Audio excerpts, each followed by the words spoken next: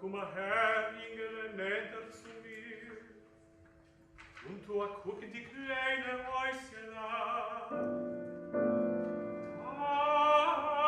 Ihre Häuschen, gildene Häuschen, Gicher, komm her.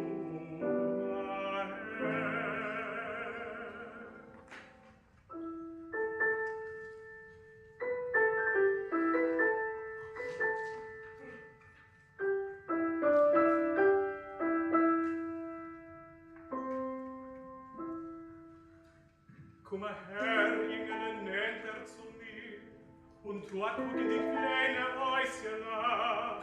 Deine Häuschen, gildene Häuschen,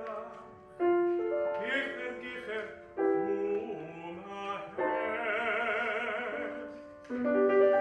Und kein Mäuren schreckt sich nicht.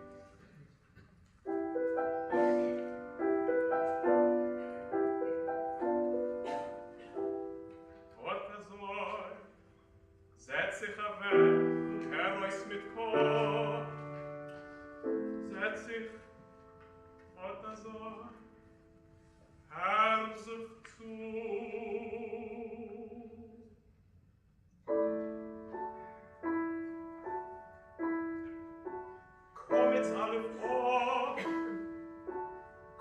Space Bo, Comets Gimmel Go, Comets Dalet Do, Pasach Alef A, Pasach Beis Ma, Pasach Gimmel Ga, Pasach Dalet Da.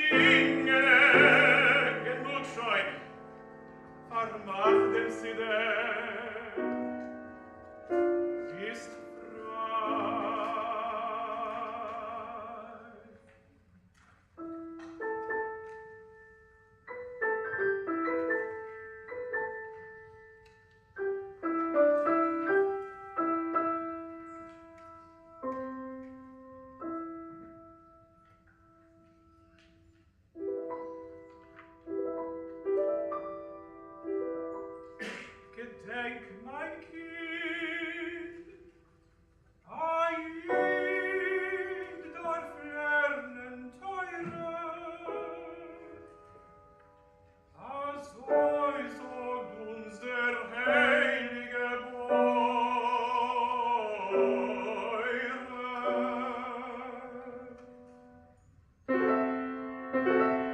Als wenn wir dich fragen, was hast du getan in Rede?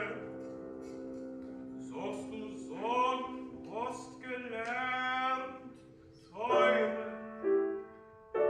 gedenk, teure, noch einmal, teure, teure, teure, teure.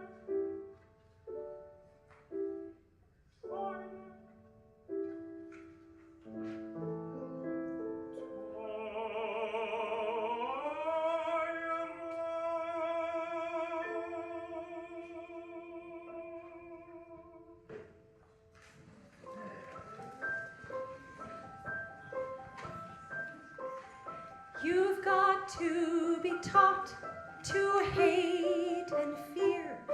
You've got to be taught from year to year. It's got to be drummed in your dear little ear. You've got to be carefully taught. You've got to be taught to be afraid of people whose eyes are oddly made, and people whose skin is a different shade. You've got to be carefully taught. You've got to be taught before it's too late, before you are 6 or 7 or 8, to hate all the people your relatives hate.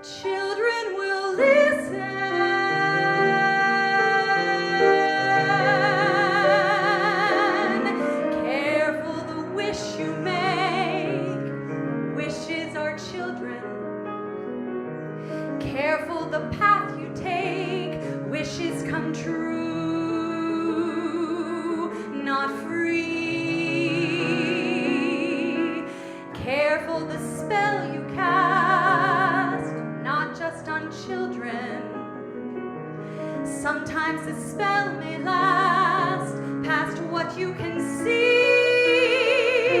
and turn against you.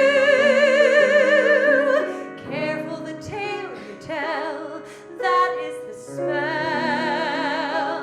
Children will listen. How do you say to a child who's in flight, don't slip away and I won't hold so tight? How can you say that no matter how slight won't be misunderstood? What do you leave to your child when you're dead? Only whatever you put in its head. Things that your mother and father had said, which were left to them too. Careful what you say. Children will listen. Careful you do it too. Children will see and learn. Guide them but step away. Children will glisten. Tamper with what is true. Children will turn if just to be free. Careful before you say, listen to me. Children will listen. Children will listen. 'Cause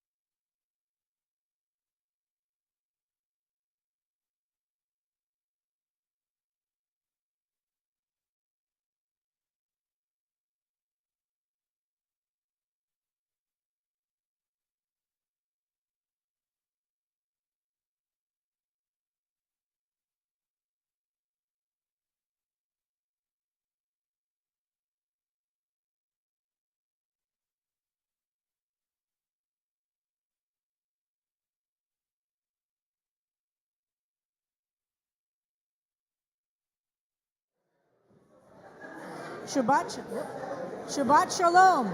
Shabbat Shalom, not yet.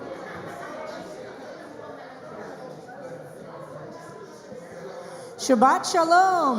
Yay! And God said, let there be sound. And there was sound. And it was good.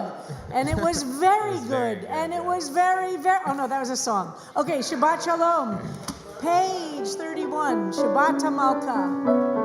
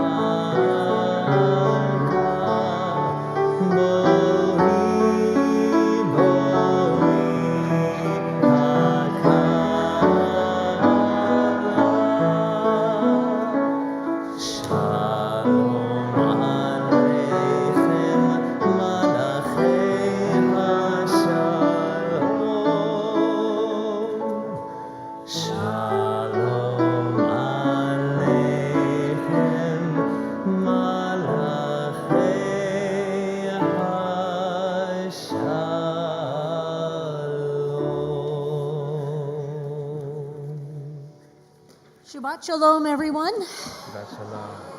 And that setting for Shabbat HaMalkah, which we know so well and is such a deep part of the DNA of the Jewish people, was written by the great Pinchas Minkowski, whose short bio is the composer feature for this Shabbat on page 4 of the program. And Pinchas Minkowski was one of the great Jewish composers and cantors who's from Ukraine. So much of Jewish culture, Eastern European Jewish culture, is from the area of the current country of Ukraine. And this is an example, and his work in this particular setting.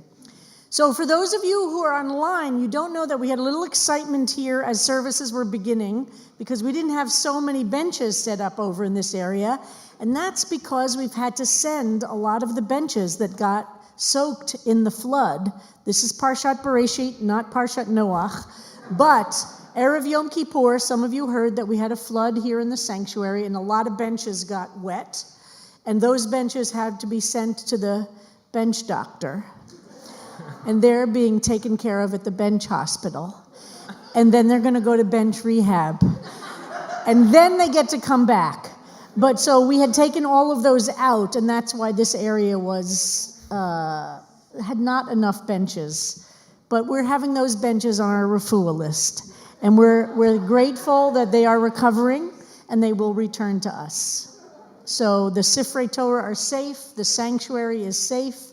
We're watching very carefully to see. It apparently takes 2 weeks for the wood to buckle if the wood's been wet. So far, it looks very good. And we continue with welcoming Shabbat on this Parshat Bereshit. This is the first Shabbat of the reading of the cycle of the Torah and of the first Shabbat post Yontiv. And in tonight's service, we will acknowledge the coming month of Mar Cheshvan, which will be benching Chodesh tonight, where it's Mevarchim Chodesh, that will bless the month coming. And we really move into the cycle of the year with the reading of Genesis, the beginning of the book of the 5 books. How many books are there? Chumash. 5. Cantor, 5. 5 books of Moses. And we also at CBST tomorrow start our Limud B'Shabbat program, which is our program for children. So in so many ways, this is a Shabbat Bereshit, a Shabbat of beginnings. Beginning post Yontiv, beginning with all of our educational programs and beginning our adult education as well. So there's a lot of newness and beginnings, and hopefully the energy and the prayers and the moments of spiritual insight that I pray that we each experience through the days of awe will carry us into this year of beginnings and of new beginnings. So candle blessings are on page 38 of the Siddur. And I'd like to invite anybody for whom this is your first time at CBST to light our Shabbat candles. If you're here for the first time, would you light our Shabbat candles and tell us your name and where you're from? What's your name? I'm Leslie Goldberg. Hi, Leslie. Where are you from? I live here now. You live here now. Where's here? In Brooklyn. In Brooklyn. What do you do, Leslie? I'm a second-year cantorial student. A second-year cantorial student. Oh, very nice. Thanks for the prompt, Harold. Anybody else here for the first time? Yes. And what's your name? Chris. Hi, Chris. Where are you from? Oh, here. Where's here? Brooklyn is like far away. Where are you from? Where do you live? Upper West Side? Welcome. Are you a cantorial student? I'm a cantor, but I'm not. Oh. Whoa. What's your name? Chris. Chris what? Chris Shockley. Chris Shockley? Any? What? Wow, well, welcome. Nice to meet you. I think we're going to have you sing the candle blessings, this crowd over here. Next, and who's the next one? Hi, I'm Nina Solo. Hi, Nina. Not a cantor. You're not a... I live in Brooklyn, and I'm a union rep. I'm an upstairs job. You're a union rep for what? I'm sorry. For what? I work for the new skills. Sorry, this feels like a job interview. Yeah. You know, I'm kind of like that. So that's what I'm like. You should have seen when my daughters brought home boyfriends, what the dinner table was like for the questions. Yeah. Great. Well, welcome. And your name? Max. Max. Not a cantor. But from Brooklyn? I live in Brooklyn. I just moved to Brooklyn. So are all of you living in Brooklyn right now? No, you're on the Upper West Side. Okay, great. Welcome. I'm Rachel. I also live in Brooklyn. I'm not a cancer student. Uh-huh. And I recruit mentors to work with high school students. Oh, beautiful. Wow. I bet you there are a lot of people here who would be happy to work with high school students. Well, would you light our Shabbat candles? And the blessings are on page 38.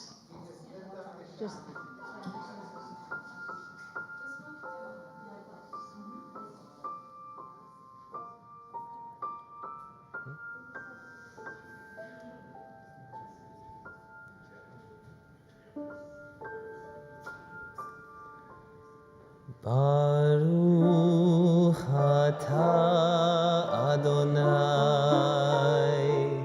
Eloheinu melech haolam asher kitshanu b'mitzvotav v'tzivanu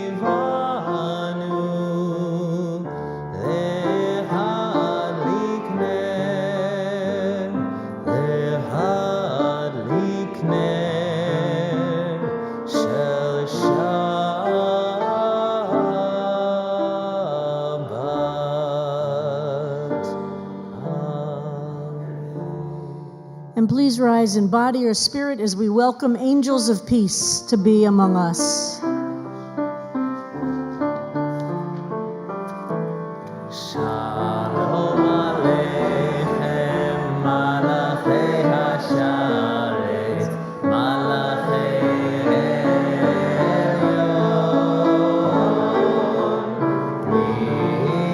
Melech Malachei Hamlachim, HaKadosh Baruch Hu.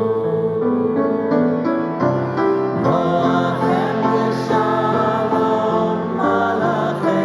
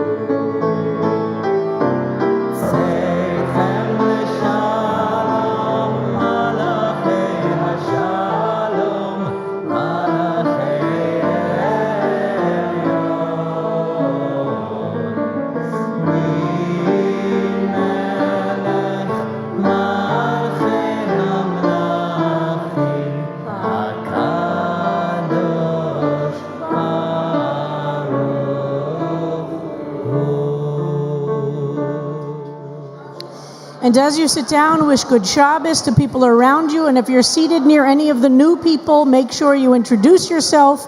Welcome new people to CBST. Be sensitive that not everybody wants to hug and kiss, so only with consent.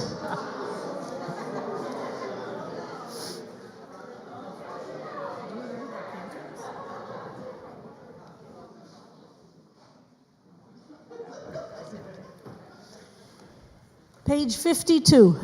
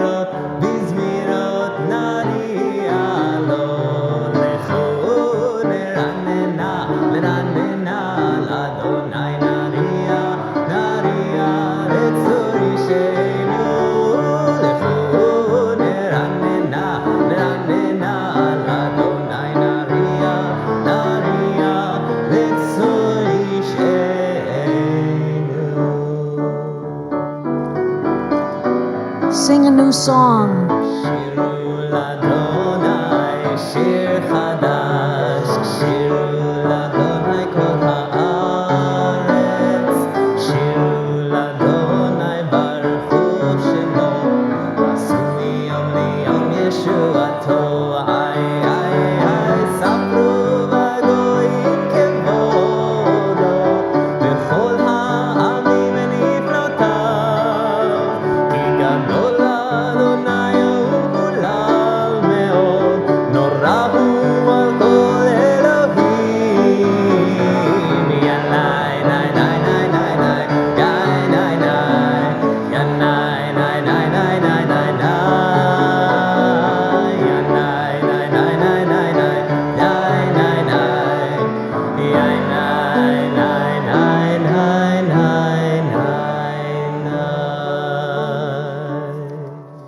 Page 62, please stand if you are able.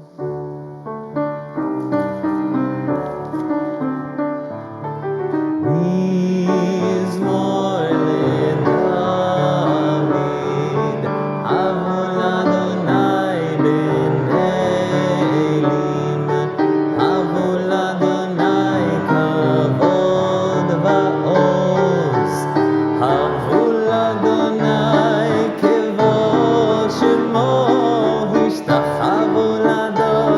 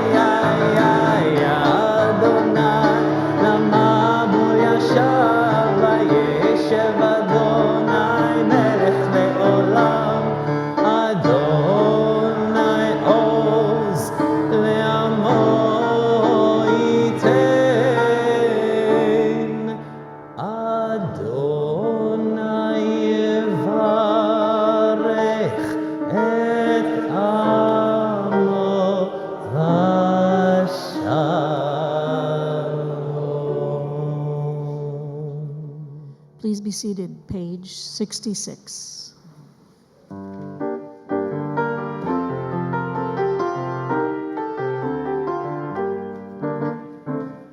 לך דודי לקראת כלה פני שבת נקבלה לך דודי לקראת כלה פני שבת נקבלה שמור וזכור בדיבור אחד השמיענו אל המיוחד אדוני אחד ושמו אחד לשם ותפארת ולתהילה לך דודי לקראת כלה פני שבת נקבלה לקראת שבת לכו ונלכה כי היא מקור הברכה מראש מקדם נסוכה סוף מעשה במחשבה תחילה לך דודי לקראת כלה פני שבת נקבלה מקדש מלך עיר מלוכה קום יצא מתוך ההפכה רב לך שבט בעמק הבכה והוא יחמוד עלייך אלה לך דודי לקראת כלה פני שבת נקבלה התנערי מעפר קומי לבשי בגדי תפארתך עמי על יד בן ישי בית הלחמי קרובה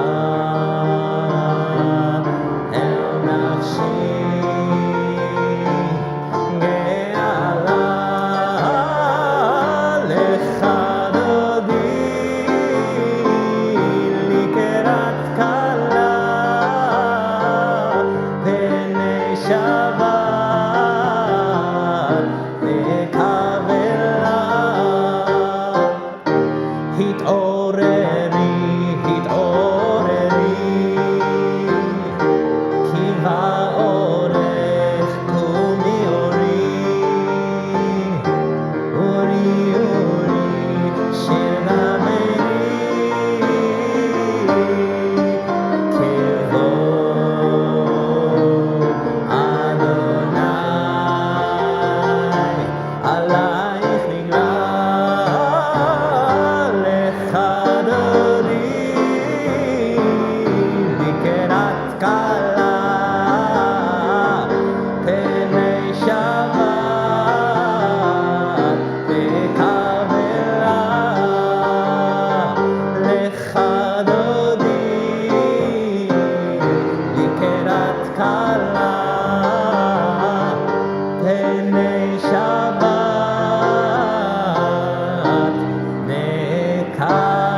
נקבלה איי איי איי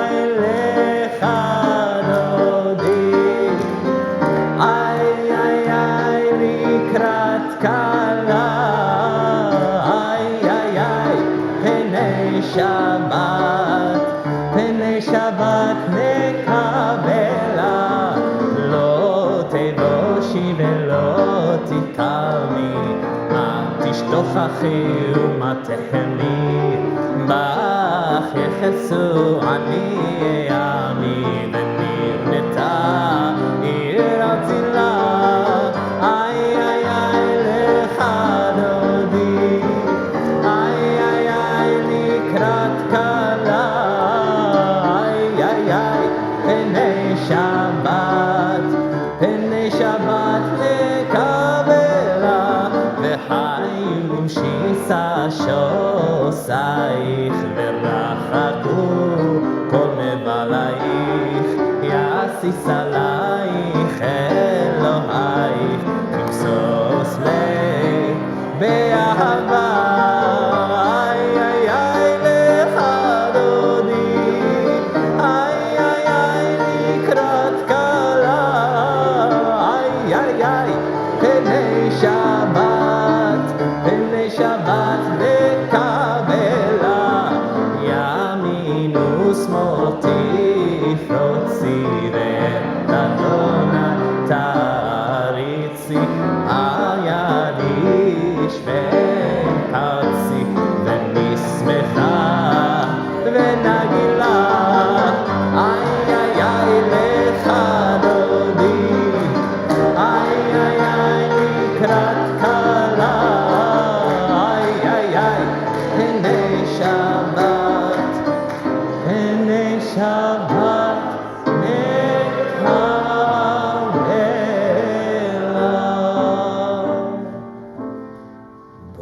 בואי ושלום עטרת שכינה גם בשמחה ובצערה תוך אמוני עם סגולה בואי חלה בואי חלה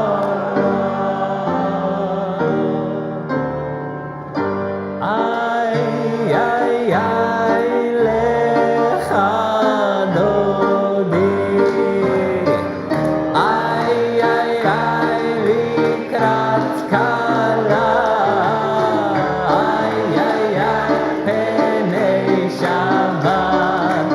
פני שבת לקבלה איי איי איי לך דודי איי איי איי לקראת כלה איי איי איי פני שבת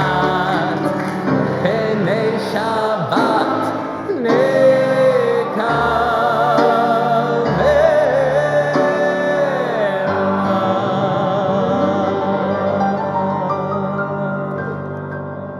Woo.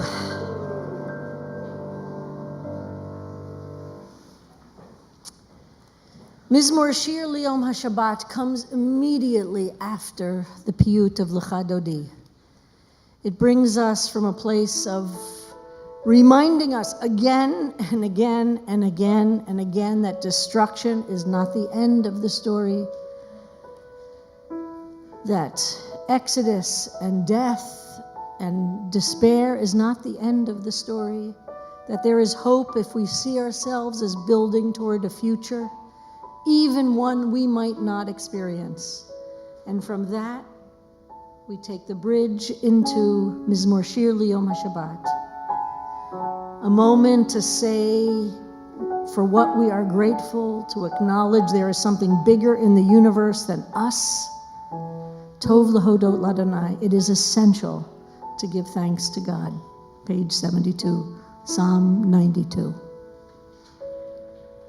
מזמור שיר ליום השבת מזמור שיר ליום השבת טוב להודות לאדוני וזמר לשמך עליון להגיד בבוקר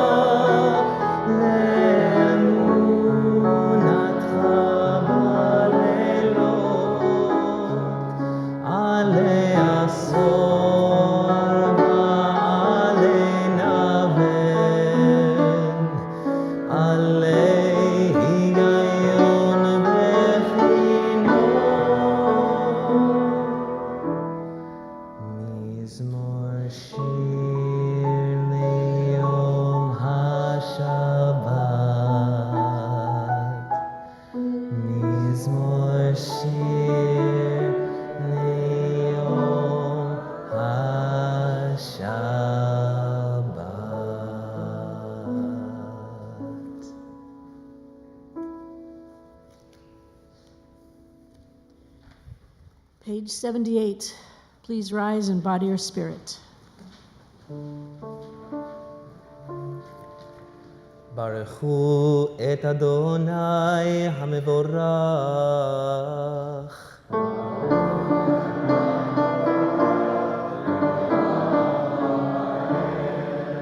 ברוך אדוני המבורך לעולם ועד. Please be seated. Please read with me on the bottom of page 81. The stars in the sky can be difficult to discern from the urban sidewalk. The dusk is an elusive guest. So what can we moderns, we city dwellers, make of the Ma'ariv Aravim? Perhaps the prayer functions not just to glorify creation as our ancestors presumably intended, but like the rosy clouded sunset over the ink blue Hudson, like the moon rising fast and large over the Queen's skyline, the Ma'ariv Aravim comes not just to sanctify creation, but to remind us simply that it is there. ומעביר יום ומביא לילה, ומבדיל בין יום ובין לילה, אדוני צבאות שמו, אל חי וקיים, תמיד ימלוך עלינו לעולם ועד, ברוך אתה אדוני. המעריב ערבים.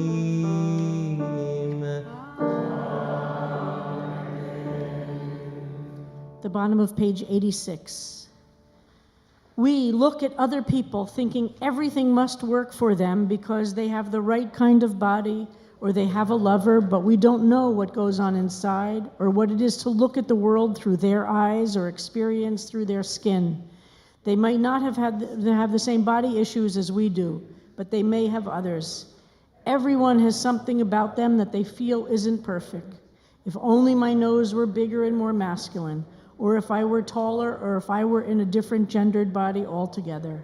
Well, some of us may feel the need to change our physical form to match our insides. Ultimately, it's a journey of loving and embracing ourselves. And this seems to be a core part of what it means to be human. ואהבתך אל תסיר ממנו לעולמים, ברוך אתה אדוני. אוהב עמו ישראל.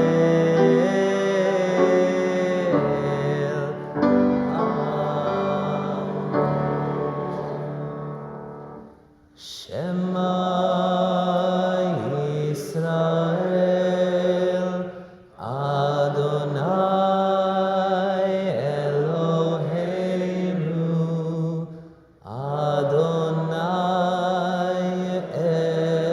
אחד. ברוך שם כבוד מלכותו לעולם ועד. ואהבת את אדוני אלוהיך בכל לבבך ובכל נפשך ובכל מאודיך, והיו הדברים האלה אשר אנוכי מצווך היום על לבביך, ושיננתם לבניך ודיברת בם בשבתך בביתך ובלכתך בדרך ובשוכבך ובקומך, וקשרתם לאות על ידיך, והיו לטוטפות בין עיניך, וכתבתם על מזוזות ביתך ובשעריך.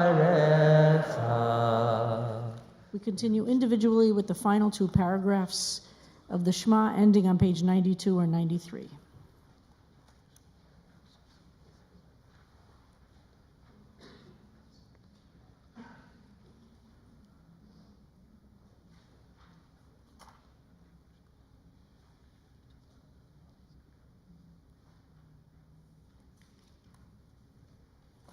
Adonai Elohechem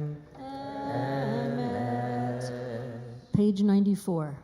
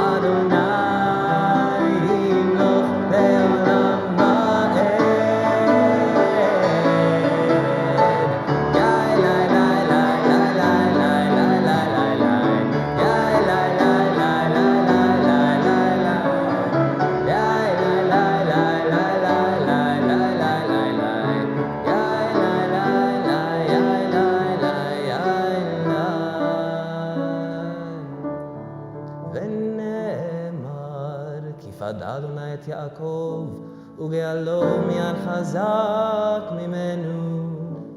ברוך אתה אדוני, גאל ישראל.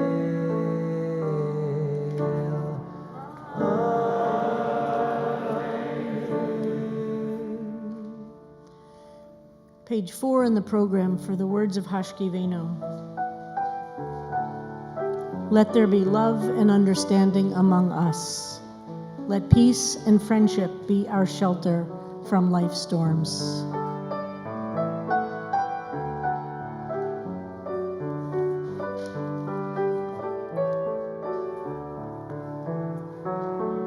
Let there be love and understanding among us. Let peace and friendship be our shelter from life's storms. Let there be love and understanding among us. Let peace and friendship be our shelter from life's storms. Hashkivenu Adonai Eloheinu. Hashkivenu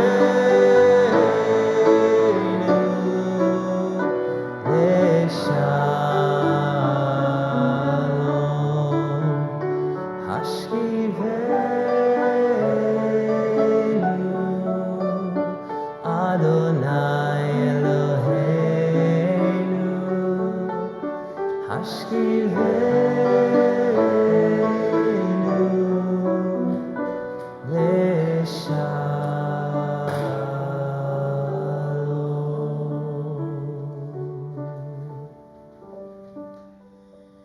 Where are you praying for peace tonight?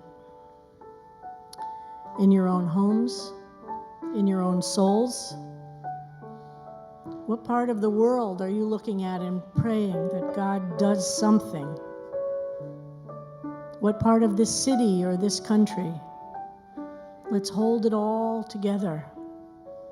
Prayer is there for us to remind us of the possibilities that don't seem possible, to remind us of the vision that doesn't seem possible, to remind us of the land that doesn't seem possible, to remind us that faith is about keeping the vision of peace alive, so that when it comes, there have been those of us protecting the flame. Please, God, help us be those protectors of the flame. Help us spread the light and the possibilities of peace in our homes, in our cities, in our world.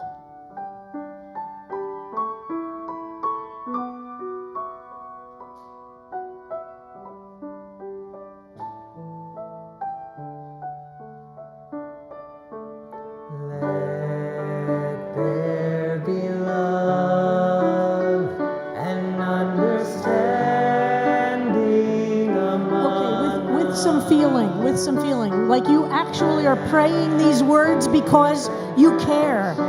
This is a prayer. You put the intention out into the world. It just might happen. So let's stand up. Let's imagine we have power in the world by sending out into the world an intention and prayer that we're going to be the light that will help bring this about. peace and friendship be our shelter from life's storms.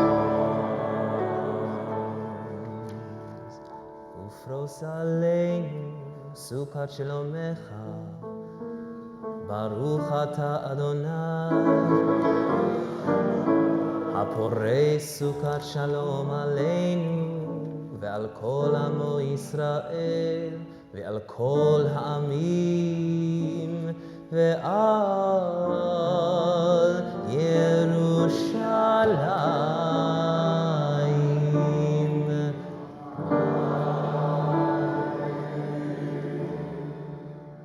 And from that deep prayer for peace and the ability to lie down and rise up again, we bridge our way into Shabbat itself, which is the center of the possibility of reminding us.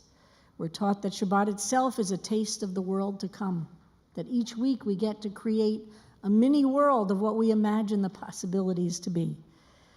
So if we're able to, we remain standing on page 102 of V'shamru, which is the biblical sentences and psukim which announce Shabbat.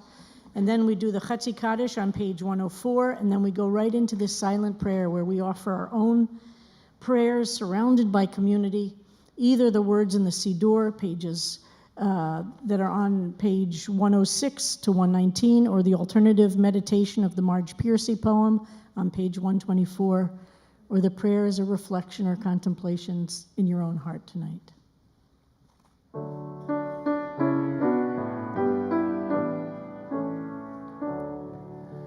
ושמרו בני ישראל את השבת,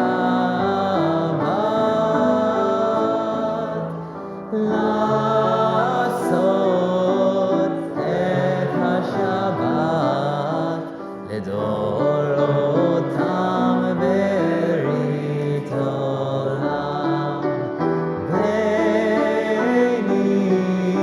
ובין בני ישראל אותי לעולם, כי ששת ימים עשה אדוני את השמיים ואת הארץ, וביום השביעי שבת וינפש, וביום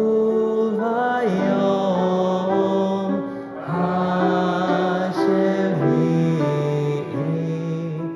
שבת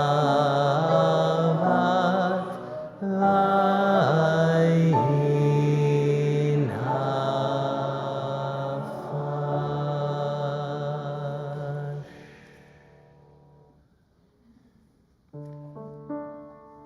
יתגדל ויתקדש שמי רבה, ועלמד דברי כנותי והמליך מלכותי, בחייכון וביומכון ובחיי דכל בית ישראל, בעגלה בעגלה ובזמן קריב ויאמרו אמן. יהי שמרה מבורך מעולם ולעד ועלמיה.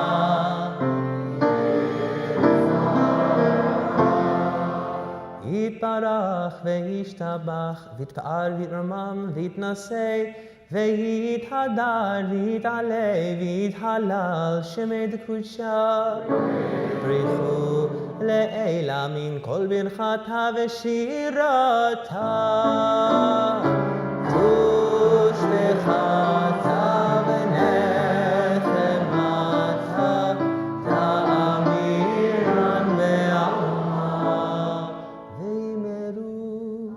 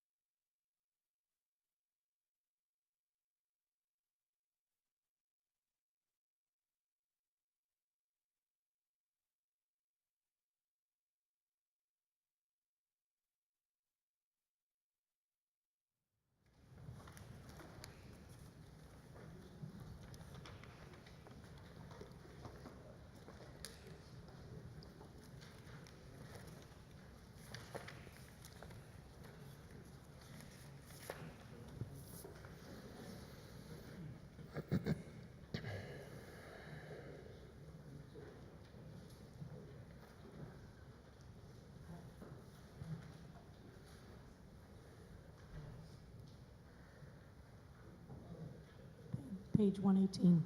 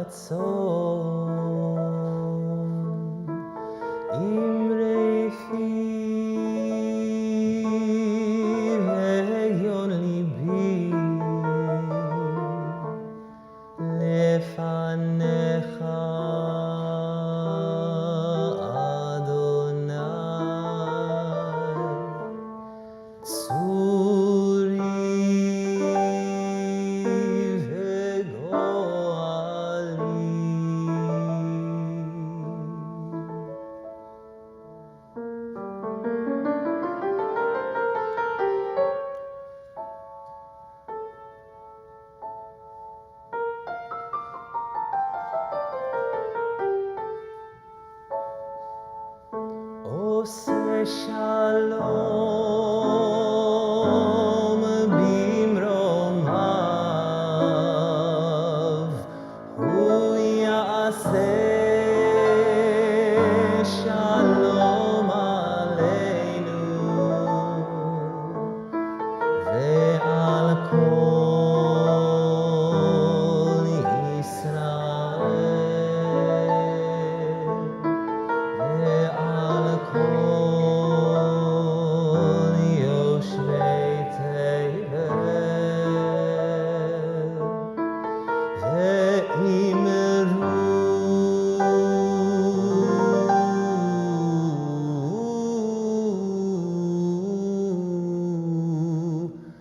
אמן.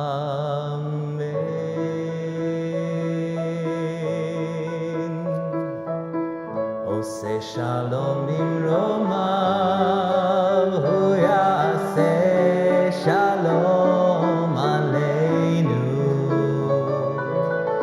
עושה שלום במרומיו, הוא יעשה שלום עלינו.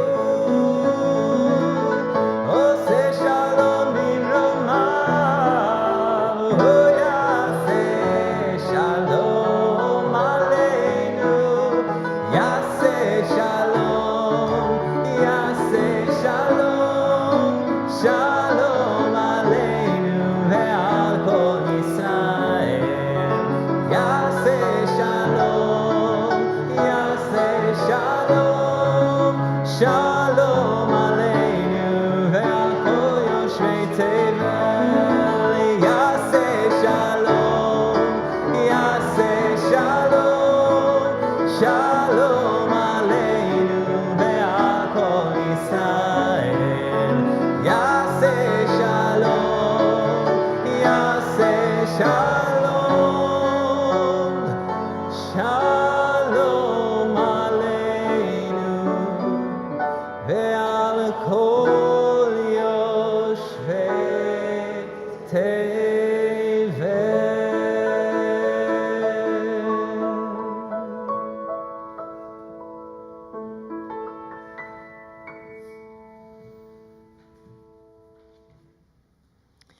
We pray for those who are ill, for those who suffer from illnesses of the body or illnesses of the mind or illnesses of the soul. Tonight we hold in our prayers as a community Ruth E. Berman, Shayna Call, Ron Cohen, Ruth Deborah, Mickey Dickinson, Michael Eisen, Erica Foreman, Charles Jefferson, Linda Solomon, Marty Siegel, Marilyn Sussman, Claire Widensky, Freda Bat Asha, Mordechai Ben Nachman Vabela, Rivka Sarah Bat Devora. Please say out loud any other names for whom you're praying for healing tonight.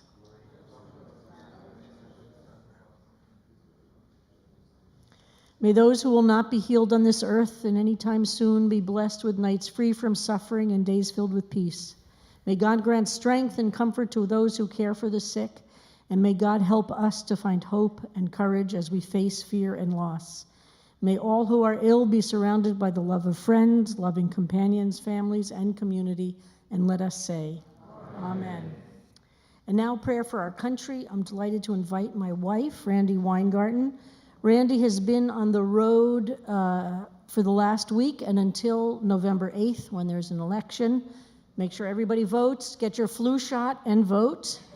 And Randy's been going from state to state to state to do Get Out the Vote, and has been in Wisconsin this week, Minnesota.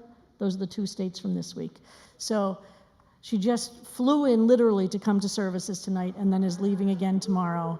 But she's going to read prayer for our country. And our country needs it.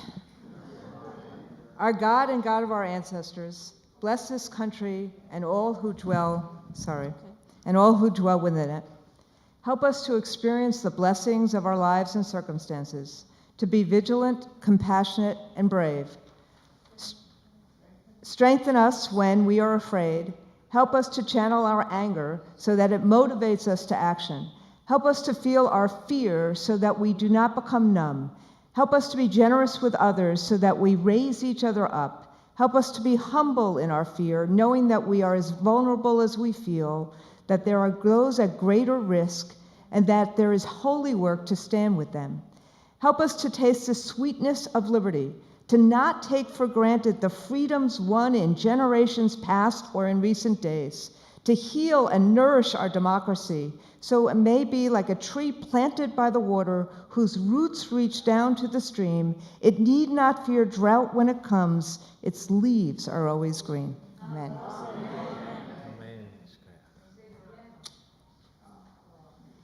Aw.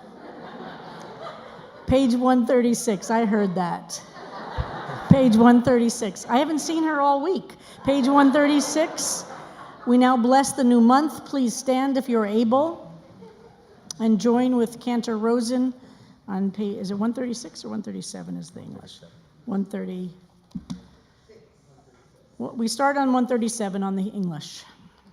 May it be your will, eternal one, our God, God of our ancestors, that you renew for us this month for goodness and for blessing. May you give to us long life, a life of peace, a life of goodness, a life of blessing, a life of nourishment and sustenance. May it be a life of bodily health, a life in which is found awe for the divine, a life free of disgrace and shame, a life of happiness and honor, a life of integrity and discernment, intelligence and knowledge, a life in which our heart's petitions are fulfilled for goodness. Amen.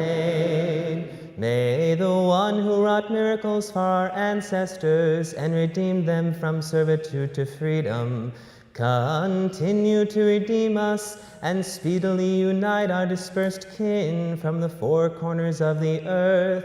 Let all Israel be committed to one another. Amen. Rosh Chodesh Mar Cheshvan Yeh b'yom shlishi u'b'yom revi'i haba'im aleinu ve'al kol Yisrael l'tova.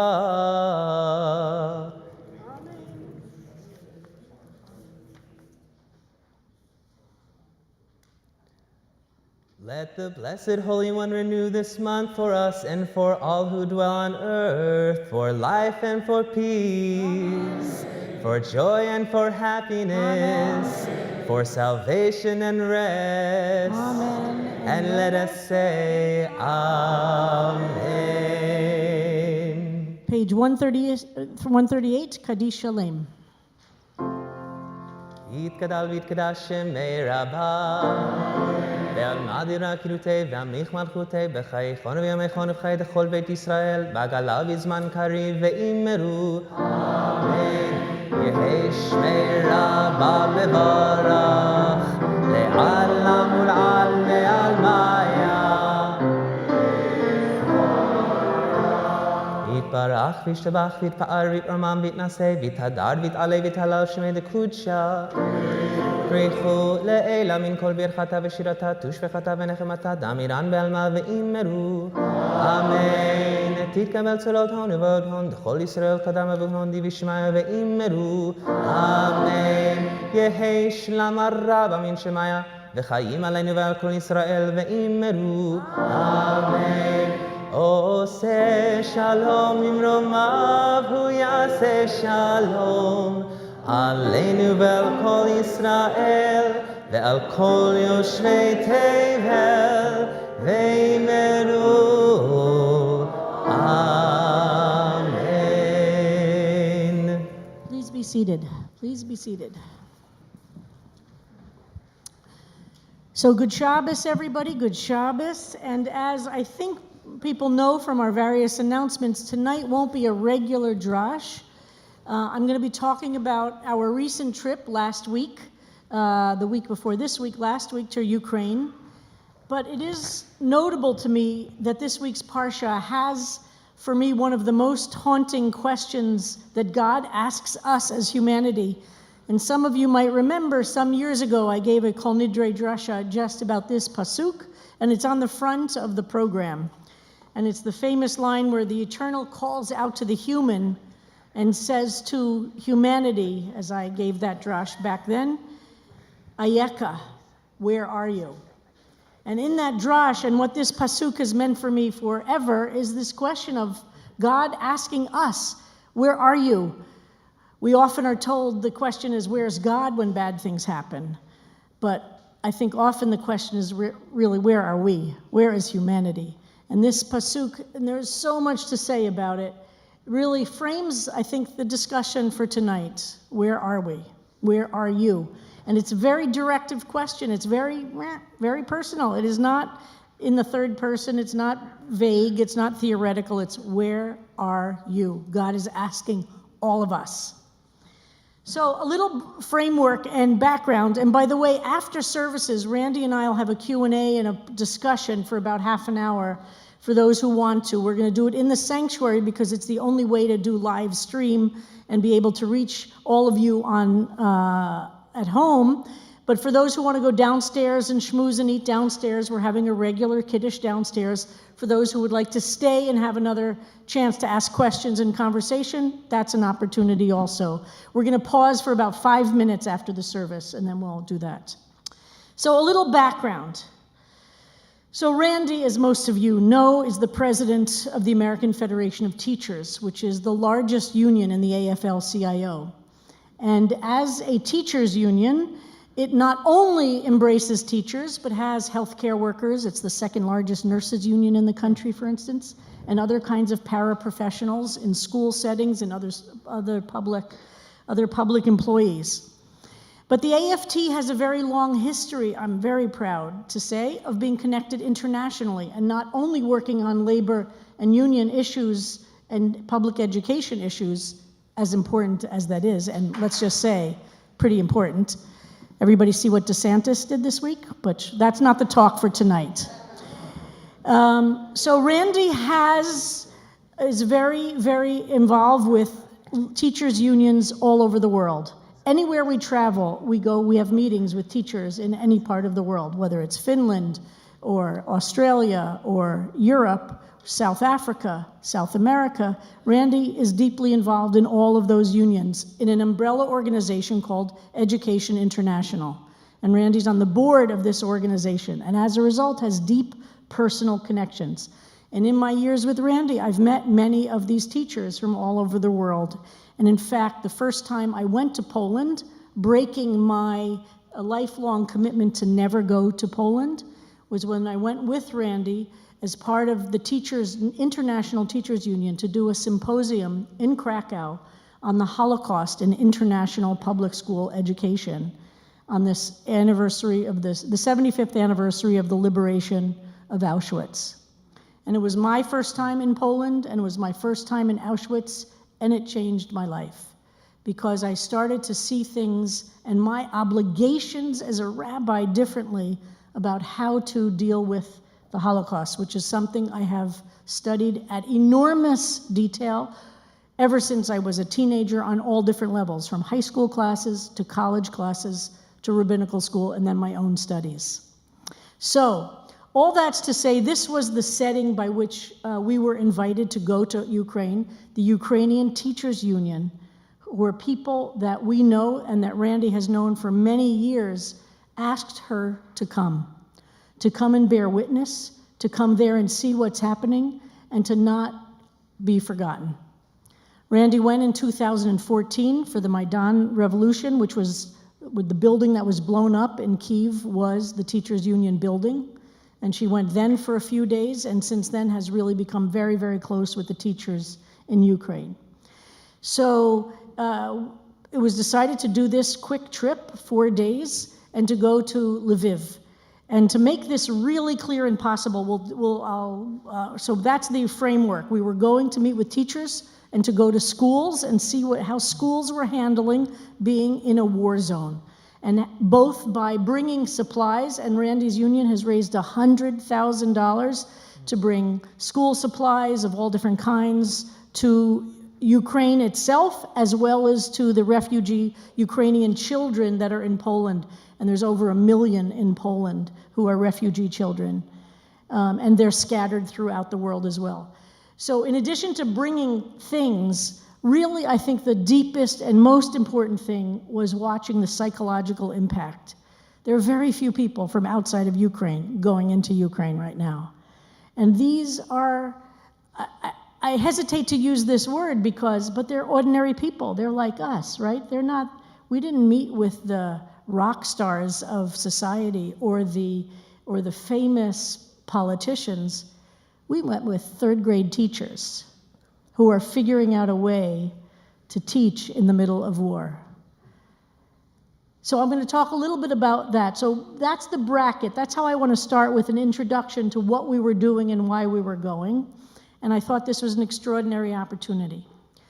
Ukraine for Jews is a very complicated story. And it brings up, for anybody who knows anything about what happened in the Holocaust, or what happened before the Holocaust, or what happened since the Holocaust, it wasn't a good place to be Jewish. So what does this mean? So Ukraine, first of all, we're going to look at some maps. Jason, could we look at the first map? The first map, it's a little light, it's on page 8 of the, and again, it's a little small and a little light, so it's not going to be so easy to see, but it's in the program as well on page 8. This is the Pale of Settlement. What is the Pale of Settlement? In the 1700s, there was a Polish monarchy that was, and this is very complicated for those of you who have studied with me. I taught about this in the Yiddish class, and I'd love to teach this. I'm thinking of doing a whole Jews in Ukraine class. Again, I did one session in Shavuot, but forgive me if I do this in extreme, fast generalizations. In 1772, the Polish Empire was divided up by Russia, and before 1772, there were no Jews in Tsarist Russia. But in 1772, the borders were changed because of a lot of different complicated things. I'm not going into that now, trust me. There were 3 partitions of Poland starting in 1772 and going to the end of the 1790s. And those partitions chopped off the entire section of Eastern Europe in which there were the majority of the Jewish population of Eastern European identity. That means from the north, and if you can see in the map, and I know this is small, you'll look at home if you can. In the north is Lithuania, and in the south is Galicia. And so it went from north to south, including Poland, as you could see we'll see what becomes Poland. If you see, look for Lublin, that's obvious there. Lublin is Poland, that becomes part of the Pale of Settlement. Going all the way to the right, you can see all of that becomes part of the Pale of Settlement. That's where Jews lived in Tsarist Russia from 1772 to 1918, when World War I ended. But parts of that were absorbed, and I'm not going to, again, just accept this, okay? The Austro-Hungarian Empire, a piece of this, and parts of this became part of the Austro-Hungarian Empire. So Lviv, for instance, where we were, at this point, went from being Polish, Lvov, to being part of the Austro-Hungarian Empire and became known as Lemberg. And Lemberg was part of the Austro-Hungarian Empire. The architecture to this day looks like Vilna. Coffee is coffee culture, cafe. It really feels like you're in Vienna, which I was not prepared for. And Lviv was not affected physically by World War II, so all of the buildings still remain. It's a spectacularly beautiful city. Okay, so let's look at the next slide of Ukraine. So this is what modern day Ukraine is. Again, this map on your programs is on page 9. Now it starts to become clear. So after 1918, very quickly in 1922, the Soviet Union was formed after lots of civil wars and lots of murders of Jews, of course, and other people, but a lot of Jews got killed. 1922, the Soviet Union was formed, and it then took over the part that was the Austro-Hungarian Empire and big chunks of what was Poland, and it was under Soviet rule, Soviet rule until 1939.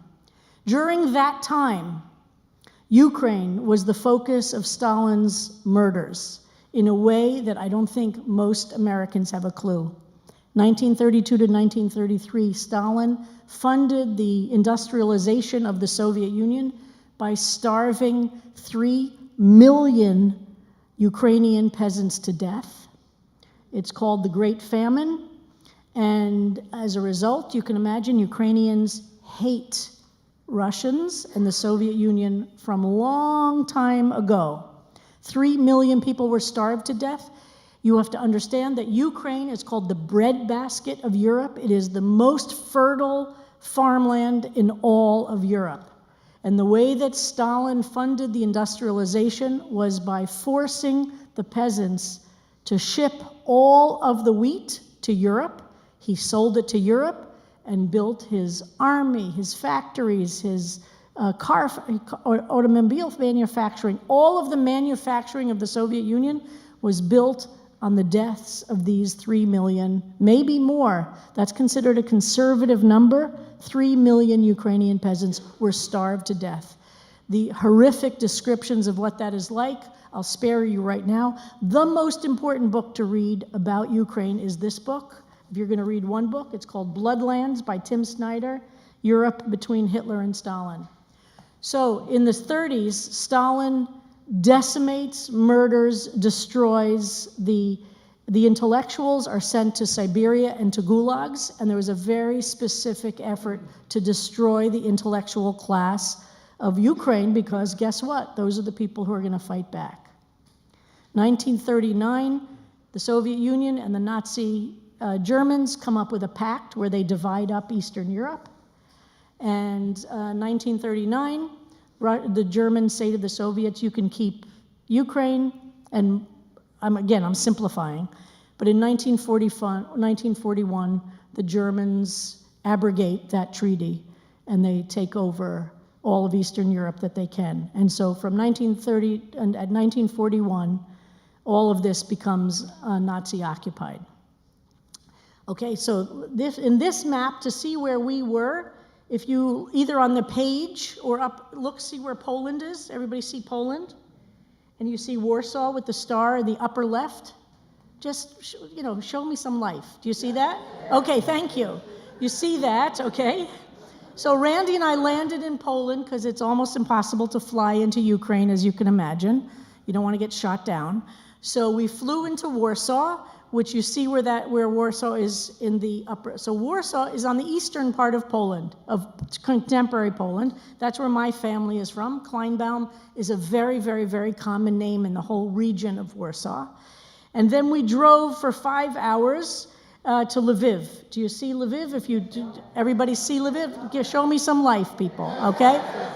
So you could see, and you see where the border is. So Lviv is to the farthest west of Ukraine, close to the Polish border. Okay, that's the important part to understand, that Lviv is the farthest west, which means it is a major city, the farthest from Russia. Let's see the next map, Jason. This is the map which shows Ukraine, the red parts, and it's also on, this one is on page 8 of the program. The red parts are the Russian-occupied parts of Ukraine. So you can see the parts of Ukraine that are occupied are the eastern parts of Ukraine, which is the closest to Russia. And Crimea is that peninsula down below, which Russia has annexed at this point. And it's the bridge to Crimea that was blown up that Putin theoretically said he was punishing the Ukrainians for blowing up. So it's really important to see.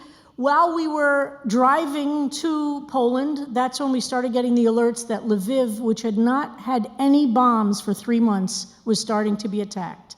And what was happening is that Russia was no longer just attacking the east, but was attacking every city and every major center where there are electric transformers. The attempt is to destroy the heat and electricity as winter approaches. It was totally clear. So as we approached the border, and we stopped in Zamość, and for me as a Jewish historian and somebody who loves Yiddish, to be in this region is so complicated because 35 to 50% of all of these cities were Jewish. 35 to 50%. Zamość is where Yud Lamed Peretz, my favorite Yiddish writer, was born and grew up until he moved to Warsaw, which was the great intellectual center, one of the great Yiddish intellectual centers. And so it was so thrilling for me. But it is completely Jew-free. There are no Jews. And there is a synagogue, which we found, which is all closed up, and they have signs on it. And this is a city that Zamość wasn't destroyed. So, Jason, let's start with the photographs, and we're going to use them. And I didn't have Harold on this trip. We did have a professional photographer. But these are all my pictures because I couldn't figure out how to download his. Turns out all this stuff takes a lot of skills I do not have. So this is the Warsaw Airport. I just love this because the name of the airport is the Chopin Airport. I mean, how fabulous is that? It is pretty incredible, the contrast between the culture. Did anybody see the movie The Pianist? If you haven't seen that, and he's playing Chopin, the pianist is playing Chopin as Warsaw is first bombed. So this is in Warsaw. Of course, wherever we go, we are deeply connected to the Jewish history of it. The ghetto was formed, and I could speak about this alone for a long time.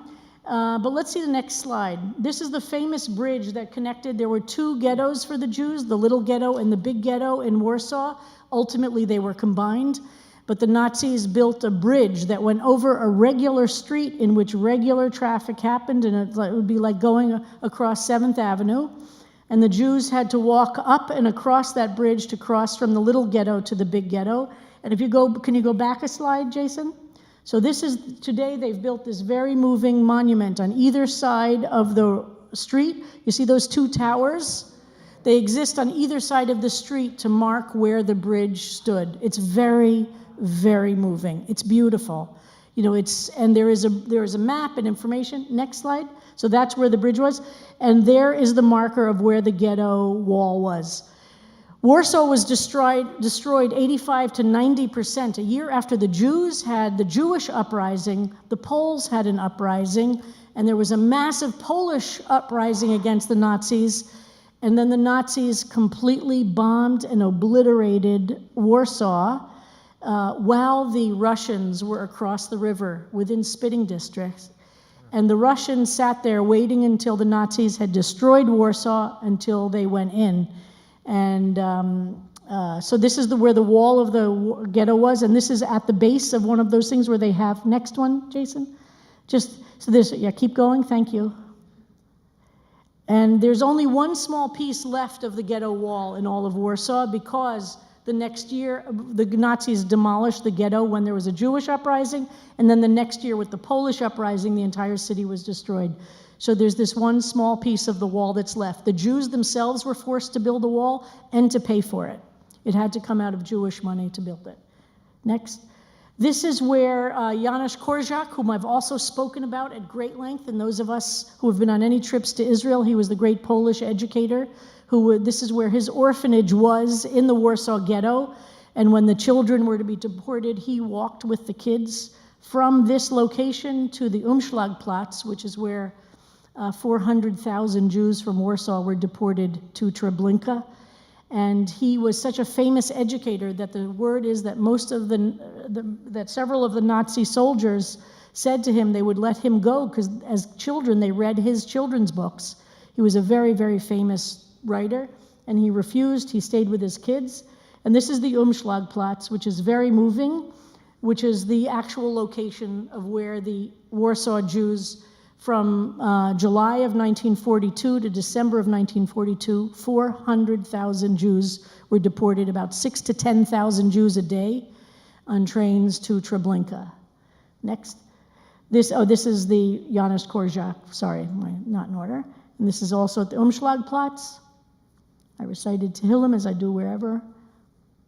And also in Warsaw, I had just spoken about Emanuel Ringelblum, who created the Oneg Shabbos project, that he was a trained historian who, during the time of the ghetto, created a cadre of people, young and old, to record what was going on.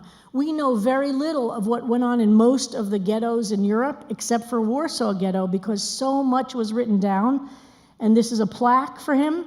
And he buried on January of 1943, they buried 3 huge containers and multiple containers of the papers. And only 2 have been found to this day. And they were found by chance in 1952 when Polish construction workers, and during the Soviet times, were cleaning it up. Anyways, this is his, and that's one of the milk canisters. So for me, I've never been able to get into this Jewish Historical Institute. It was so deeply moving and a thrill to see it. Okay, this is Mila 18, the famous bunker in Warsaw from which the last resistance occurred, and all of the young people, the 24-year-old commander of the Jews, they all committed suicide in this bunker rather than be captured by the Nazis. This is the Great Synagogue of Warsaw, which was completely blown up by the Nazis. So let's keep going. And this is Zamość. Okay, stop here. So as we crossed the border into Ukraine, it took a while, like all border crossings, but it was relatively easy. And then we drove into the city of Lviv, but Russians had been bombing that day, and so all of the electricity was off, all electricity was down. So this is just, you could see what this is a famous part of Lviv, totally dark, just some electricity on generators. That's just showing where the border is, sorry. And this is the hotel, totally dark. So the next morning, the air alarms went off, and so we went down into the basement, into the shelters that were there in the basement of the hotel. But this is what's so moving. These are the Ukrainian teachers who had come, some of them from the Far East, from those red Russian-occupied regions. They so much wanted to meet with us that they came, and it didn't disturb them at all that we had to have the meetings in the shelter. And we just met with them in the bomb shelter. This is a colleague of Tim Snyder's, who is the author of this book, and you've heard me talk about Tim Snyder. He is one of the leading experts on the Holocaust in the world today. And as a result of his scholarship on the Holocaust is why I trust him on the opinion about what's happening in Ukraine today and what a sentient, decent human being's position should be. Hold on, go back to that one just a second. So she is a colleague, a PhD in Eastern European Jewish history, and she is now in Vienna doing scholarship on Ukraine and trying to collect materials about what's happening in the war. And she and Tim Snyder and other scholars have started something called the Ukrainian Jewish Encounter, trying to teach real history and to actually try to have a level of depth. And I'll say this very quickly, but you've heard me talk about this in other times. After 1989, the scholarship about the Holocaust has completely changed. And those of us who studied the Holocaust before 1989, it's a different world than post-1989 scholarship. And people like Tim Snyder and Catherine Younger are examples of younger scholars who are studying the Holocaust and learning things that those of us who studied it in the 60s and 70s and 80s did not understand. And the world is really better for it. What happened in '89? The Soviet Union fell. For most of us as American Jews, we think the war ended in 1945. But if you lived behind the Iron Curtain, it was just another occupation by the Soviets as opposed to by the Nazis. And for Jews, the Soviet meant the concentration camps were closed and that Jews weren't killed in genocidal acts of terror, but whole populations were terrorized. And it created a source of a lot of tension in Hungary, in Czechoslovakia, in Poland, and in Ukraine, that Jews saw initially the the Soviet occupation as a good thing, and others saw the Soviet occupation as a terrible thing. And Jews were a little slower because for us it was liberation from Nazis. And Jews embraced communism in many of these countries, thinking that this was liberation from Nazism, and didn't realize what communism was going to end up doing to Jewish life, to Jewish culture, to Jewish memory. And in the years from 45 to 89, the Soviet communist regime was only concerned in wiping out Jewish culture, memory, and ideas, except a very, very, very narrow definition of what they considered acceptable. And of course, what we observe when we do the August 12th observance of the Night of the Murdered Poets was a culmination of that, so I'm going to pause on that. So even beginning to understand this is something that these new and younger scholars are trying to integrate and understand. Stalin and Hitler have to be studied together, not separately. And when we understand and study them together, it's very deep. It deepens our appreciation. Tim Snyder's argument is that with each of them could not have achieved what they achieved in their mass terror and genocide without the other, that they both fed and made it possible. So this is in the one of the things that Randy brought were tons and tons and tons of children's books that don't have words, that are all picture books, to be able to give the children there. So this is us giving them. We had these many suitcases full. Then the next day we drove down south, about an hour and a half south of Lviv, into the countryside, where there is a dormitory made out of a school building for internally displaced people.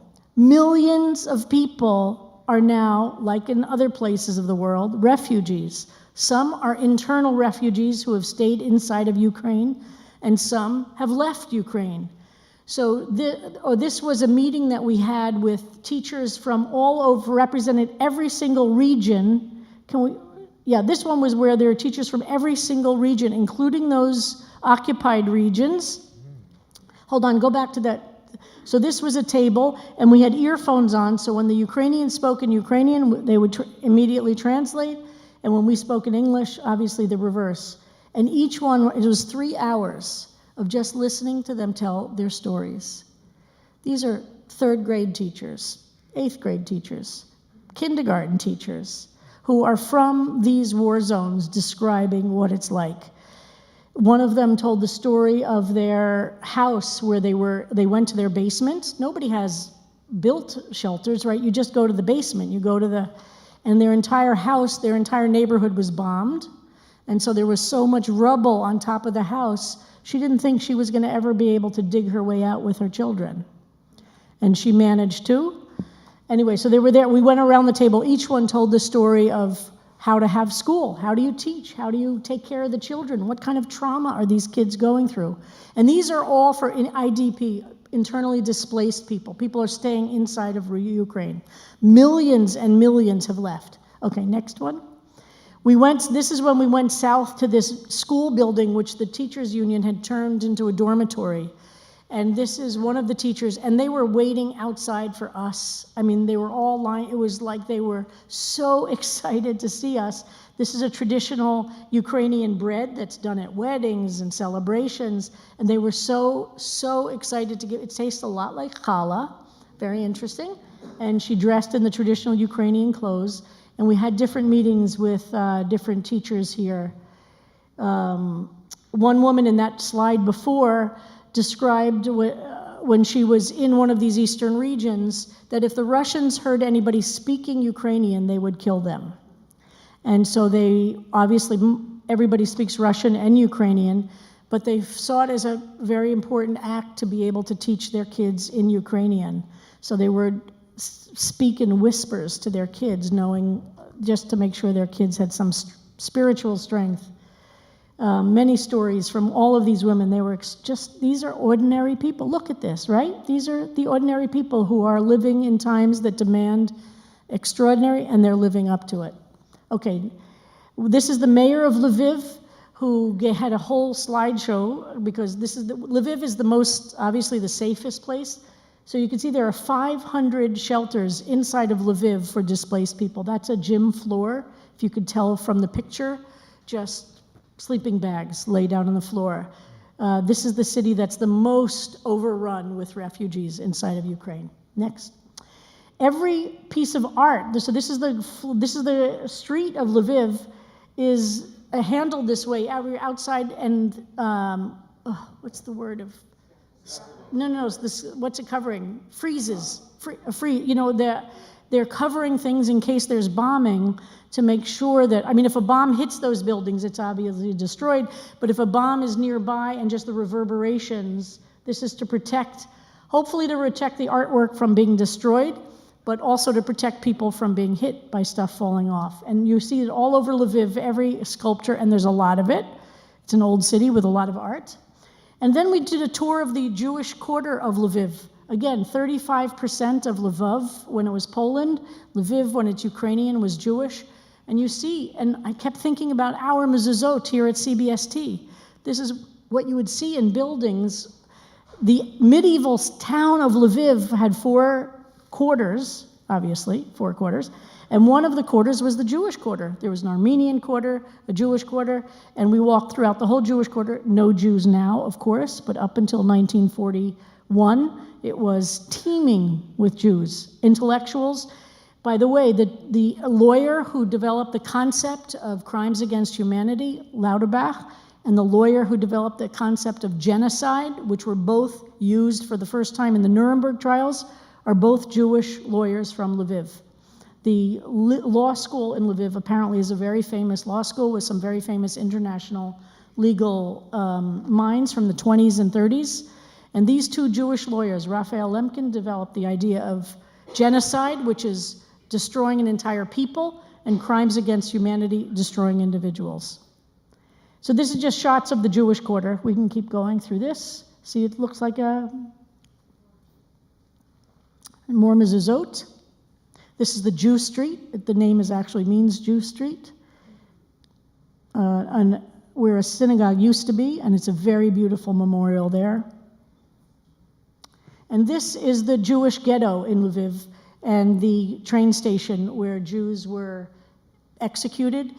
Ukraine is called the Holocaust by bullet because Einsatzgruppen, mostly the Jews of Ukraine were killed not in concentration camps like the Jews of Warsaw were shipped to Treblinka, and most of the Jews in Ukraine were killed by shooting squads made up of Ukrainians and Nazis who would take the Jews into the forests around the towns and kill them. And in this case, thousands were killed by this bridge. This was the mouth of the ghetto, and then the ghetto was there from 41 to 43.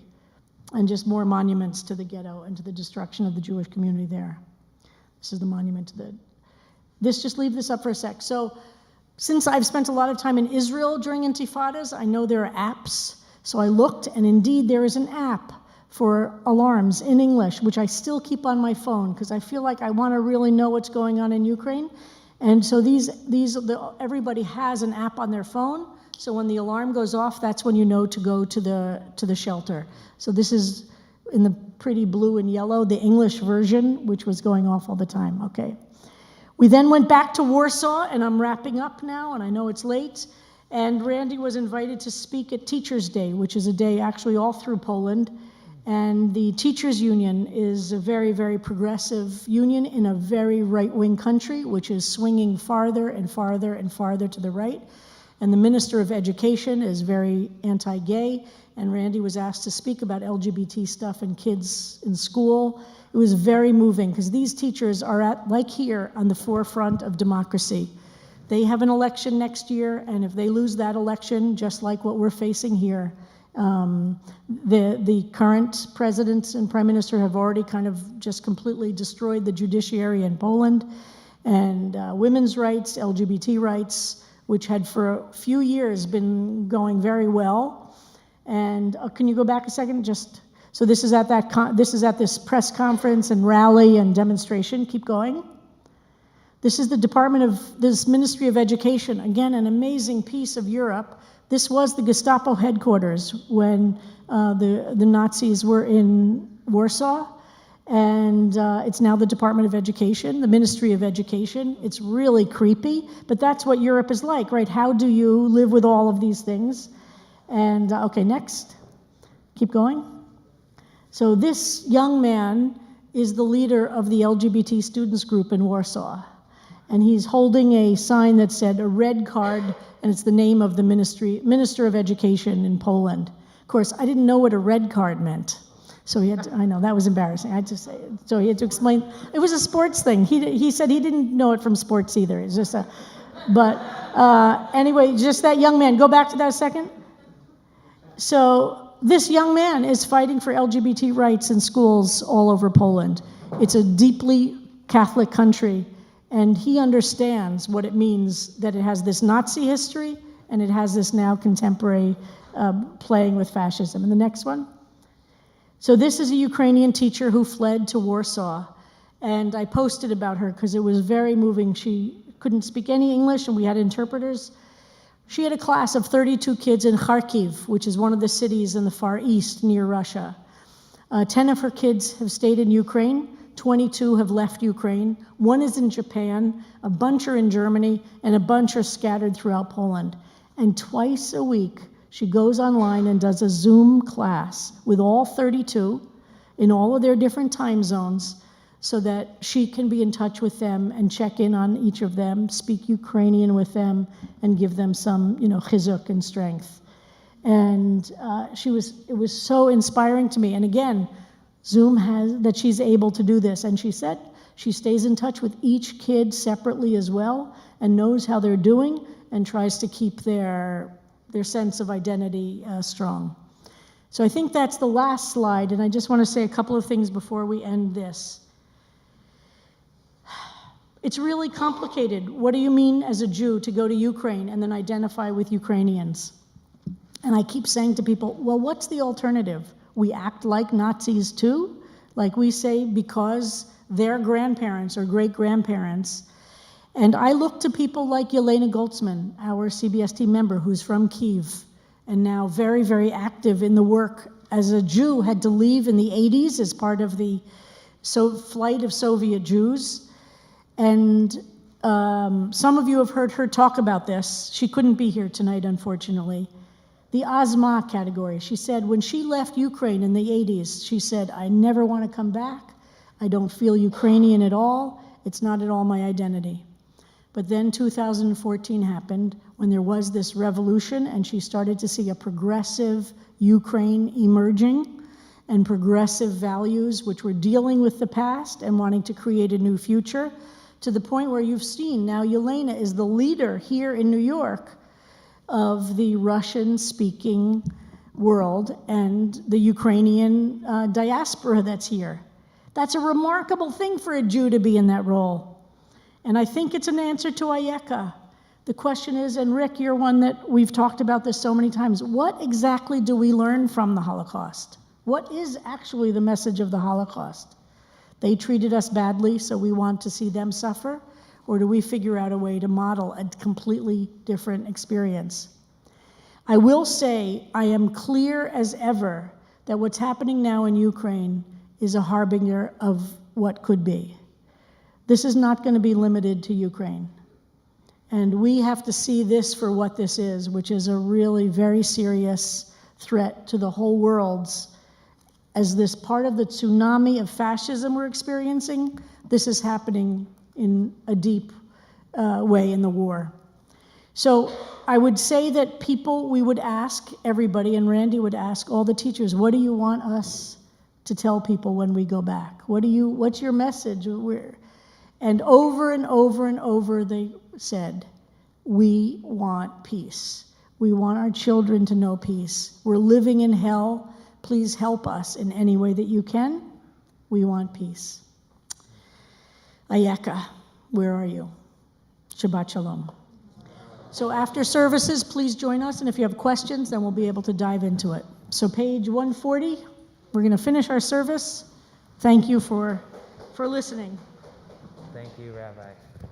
And also on page of the program, page 10 of the program, I have some resources. Tim Snyder is doing a class at Yale right now that's free on YouTube about the history of Ukraine. It's amazing. It's here.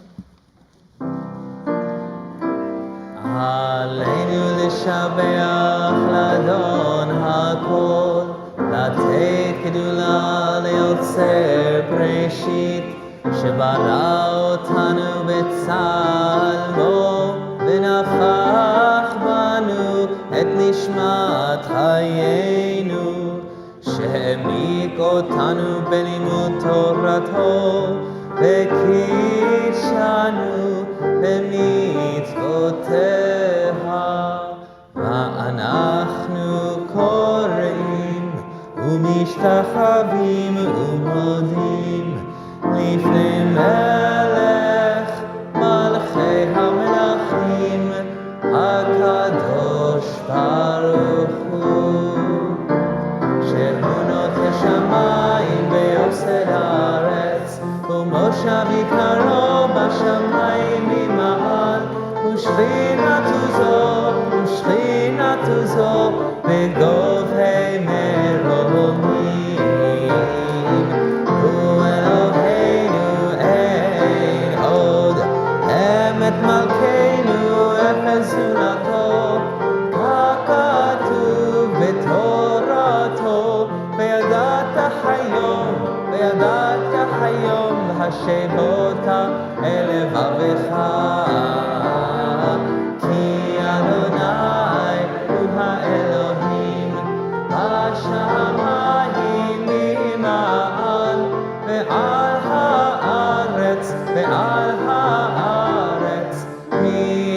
מתחת אין עוד. ונאמר וחיה אדוני למלך כל הארץ,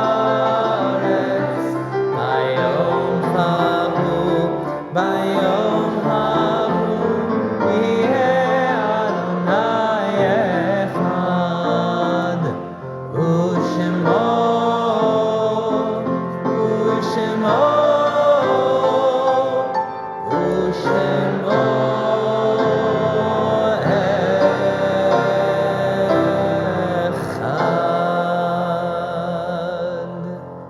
Please be seated.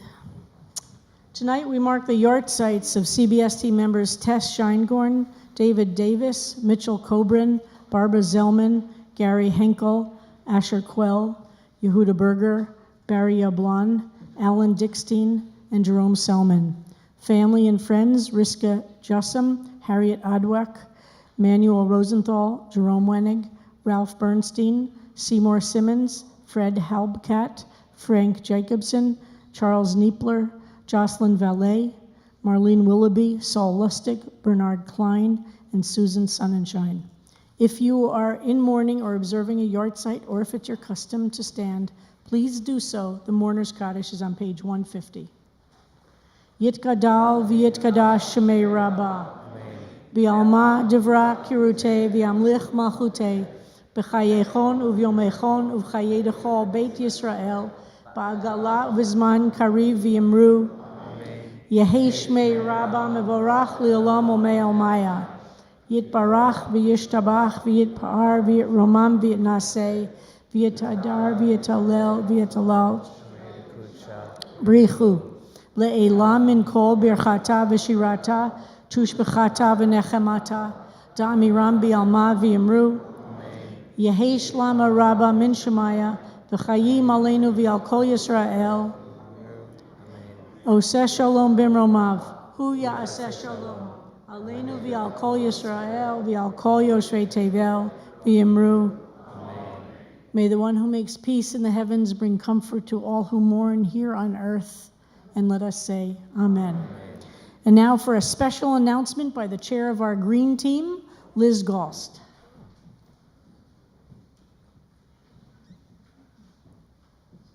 All right, Rabbi, you're just hard to follow, but Shabbat Shalom, everyone. All right, how many of you here and how many of you on the live stream are registered to vote? Excellent, excellent. And I didn't even have to add the part that I have in my notes, like ask you to raise your hand. And how many of you are planning on voting in the election in November? Good. And now, how many of you know that there's a proposal on every ballot in New York State? Do you even know what it's about? All right, this one is going to allow New York to make big strides on climate change, create more than 80,000 new jobs, and update our clean water infrastructure. Okay, how many knew about that? All right, good. But anyway, that's why I'm here.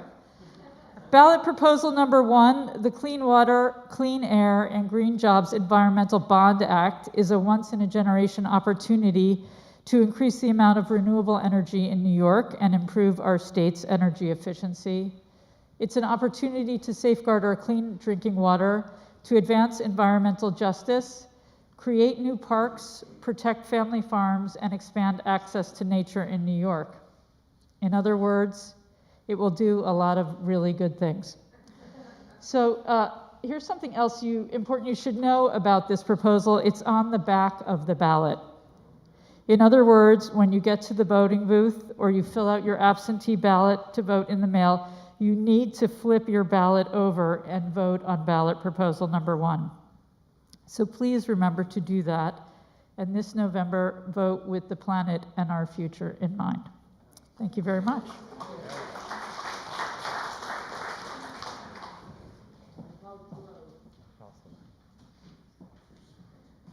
Thank you, Liz. Now I don't have to remind everyone to vote. Shabbat Shalom and Shana Tova. Welcome to CBST. We're so thrilled that you are joining us all from near and far and via live stream to celebrate Shabbat in community. Thank you to our Baal Tefillah Cantor Sam Rosen, and thank you to our service leader and Darshanit, Rabbi Sharon Kleinbaum. Thanks, of course, to Joyce Rosenzweig, our music director, and thank you to our ushers, Gomez and Sally, and to Sharon on chat, and to Jason Zivick for all things tech from upstairs. Join us for Shabbat morning services tomorrow morning at 10 a.m., as Rabbi Kleinbaum alluded to. What's new this time is that actually Rabbi Sharon Kleinbaum is leading services tomorrow also, so that's a double header for those of you here tonight. And Cantor Sam Rosen will be joining her tomorrow morning. And guess what? There's a devar from one of my favorite people, CBST rabbinical student Ariel Tovlev. Tomorrow, as you know, because Rabbi Kleinbaum already said this, see, we don't coordinate before I write these down, so I never quite know what she's going to say, is the launch of Limud. So don't forget, there's going to be a lot of joyful noise coming out of this building tomorrow morning. There will be children, young and old, and some adults. And there will be, guess what, a festive lunch following services. And there's an oneg tonight also. I'm going to make this quick because I know everybody is eager to get to the Q&A session with Rabbi Kleinbaum. But Havdalah tomorrow night has moved back to 7:30 p.m., and I know that's important, so just keep it in mind, and it will be led by Rabbi Marisa James. We do have an embarrassment of riches when it comes to learning opportunities at CBST this fall, not only Friday nights, but all throughout the week. Our official Lair House classes start on October the 31st, which is not this Monday, but the following Monday, and I'm going to give my 45-second trailer overview. Bereshit with Rabbi Kleinbaum, Jews in New York Literature with Rabbi James, Hebrew with CRRI, Rabbi Adam Graubauer, more Hebrew with Mia Rothstein, Talmud with Rabbi Moskowitz, Parashat HaShavua through a feminist lens with Kuperberg Master Pastoral and Educational Intern Abigail Halperin, which started today. Ask Harold Levine if you want some details. And Allyship in Jewish Texts, which starts on Tuesday with Rabbi Moskowitz. More details, and I promise more explanation online and in the e-news. This week, please join us for a lunch and learn on Wednesday at 12:30 on Zoom, sponsored by the CBST Middle East and Me team, featuring Shira Ben-Sasson-Furstenberg, who is the Associate Director of NIF in Israel. The discussion will be the state of religious freedom in Israel around issues like the fight for civil marriage and the fight against gender segregation on public transit, equal religious rights, and a whole bunch more things. Zoom link and registration are in the e-news and on the website. Shabbat Shalom and Shana Tova.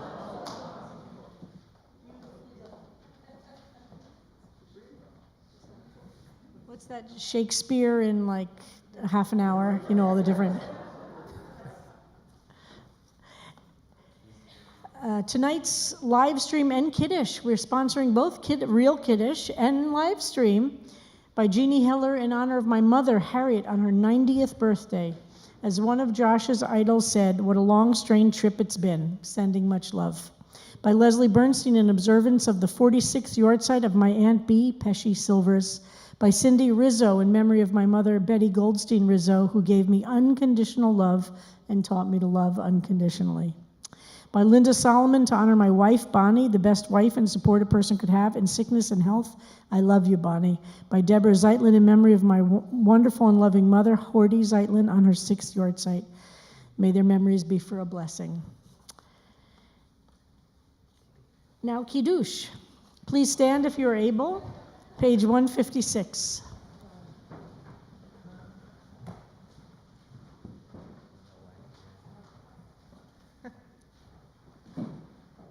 יום השישי, ויחולו השמיים והארץ וכל צבאם, ויחל אלוהים ביום השביעי מלאכתו אשר עשה, וישפוט ביום השביעי מכל מלאכתו אשר עשה, ויברך אלוהים את יום השביעי, ויקדש אותו, כי בו שבת מכל מלאכתו אשר ברא אלוהים לעשות. סברי חבריי וחברותיי לחיים, ברוך אתה אדוני אלוהינו מלך העולם, בורא פרי הגפן.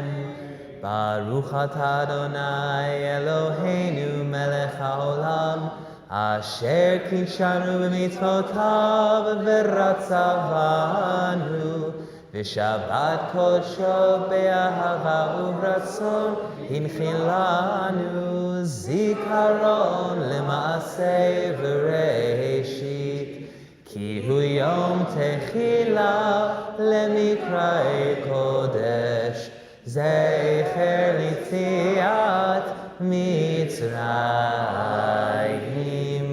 כי בנו בחרת ואותנו קידשת עם כל העמים, ושבת קודשך באהבה וברצון הנחלתנו. ברוך אתה אדוני מקדש השבת.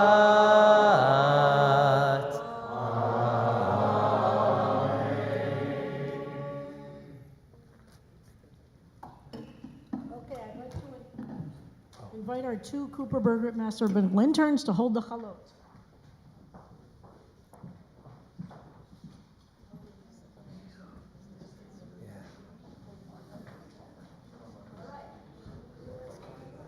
Oops.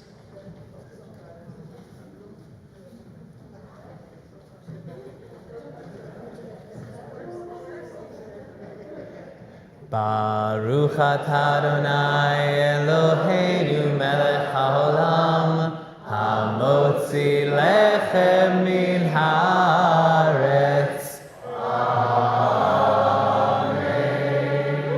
Shabbat shalom, Shabbos. Thank you.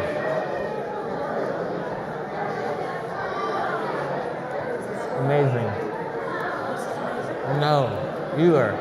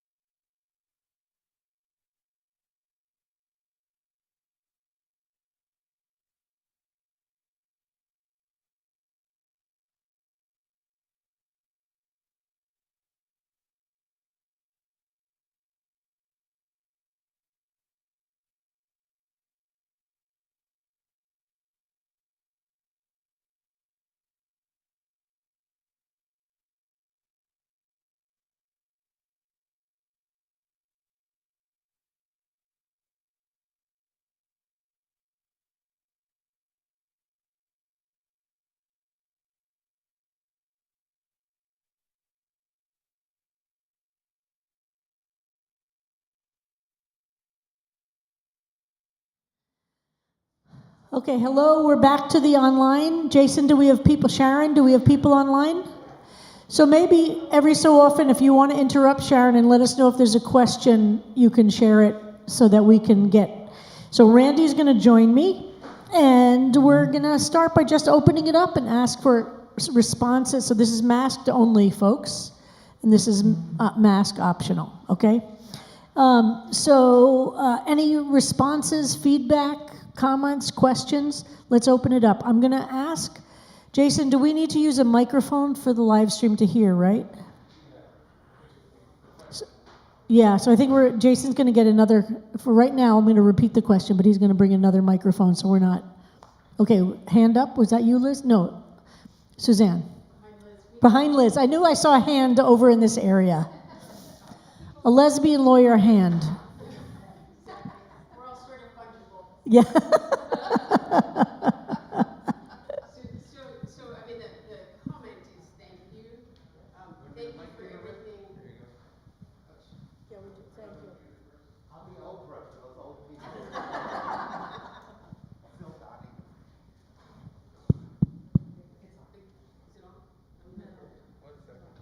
He has to get back up there. Poor Jason, he has to do everything, so he's. Yeah, he's gonna turn it on. Yeah, I'm just okay. Good. So the comment is thank you. Thank you for the sharing. Thank you for the maps. Thank you for the reading material and the links and everything else. And then a bigger thank you to both of you for going. And I know you've talked a lot, and you've taught me a lot about bearing witness, and I do admit I borrow that sometimes, and I don't always credit you for it. But I borrowed it from somebody else, yeah, so it's okay. But truly, I think that the two of you bearing witness enables all of us to bear witness, and so thank you. So I have two questions.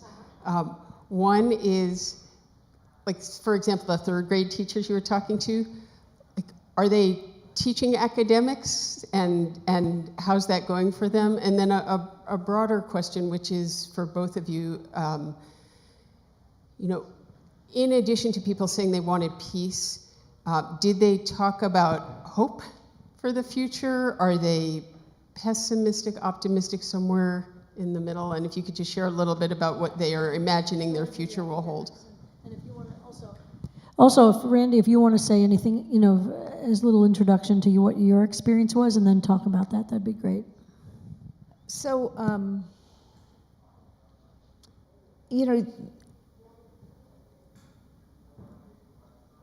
I haven't been in too many places. I mean, we tease a lot about being in Israel when there's bombs, but there's an Iron Dome. So there's normally, I've spent some time with people who have been through intense atrocity, but normally I spend time with them when they're out of it, not when they're still in it. And so what I found remarkable is the resilience and the sense that they are going to win this war against Russia, and they are going to have that. This is the kind of way they spoke, of course in a language I couldn't understand, but that tone of they're going to win, they're going to do everything they can to win, and they're going to have a free Ukraine. And the word I kept thinking about that was a through line for me was they really saw themselves, the teachers, as nation builders. But the complexity is there. It's not, they're under martial law. There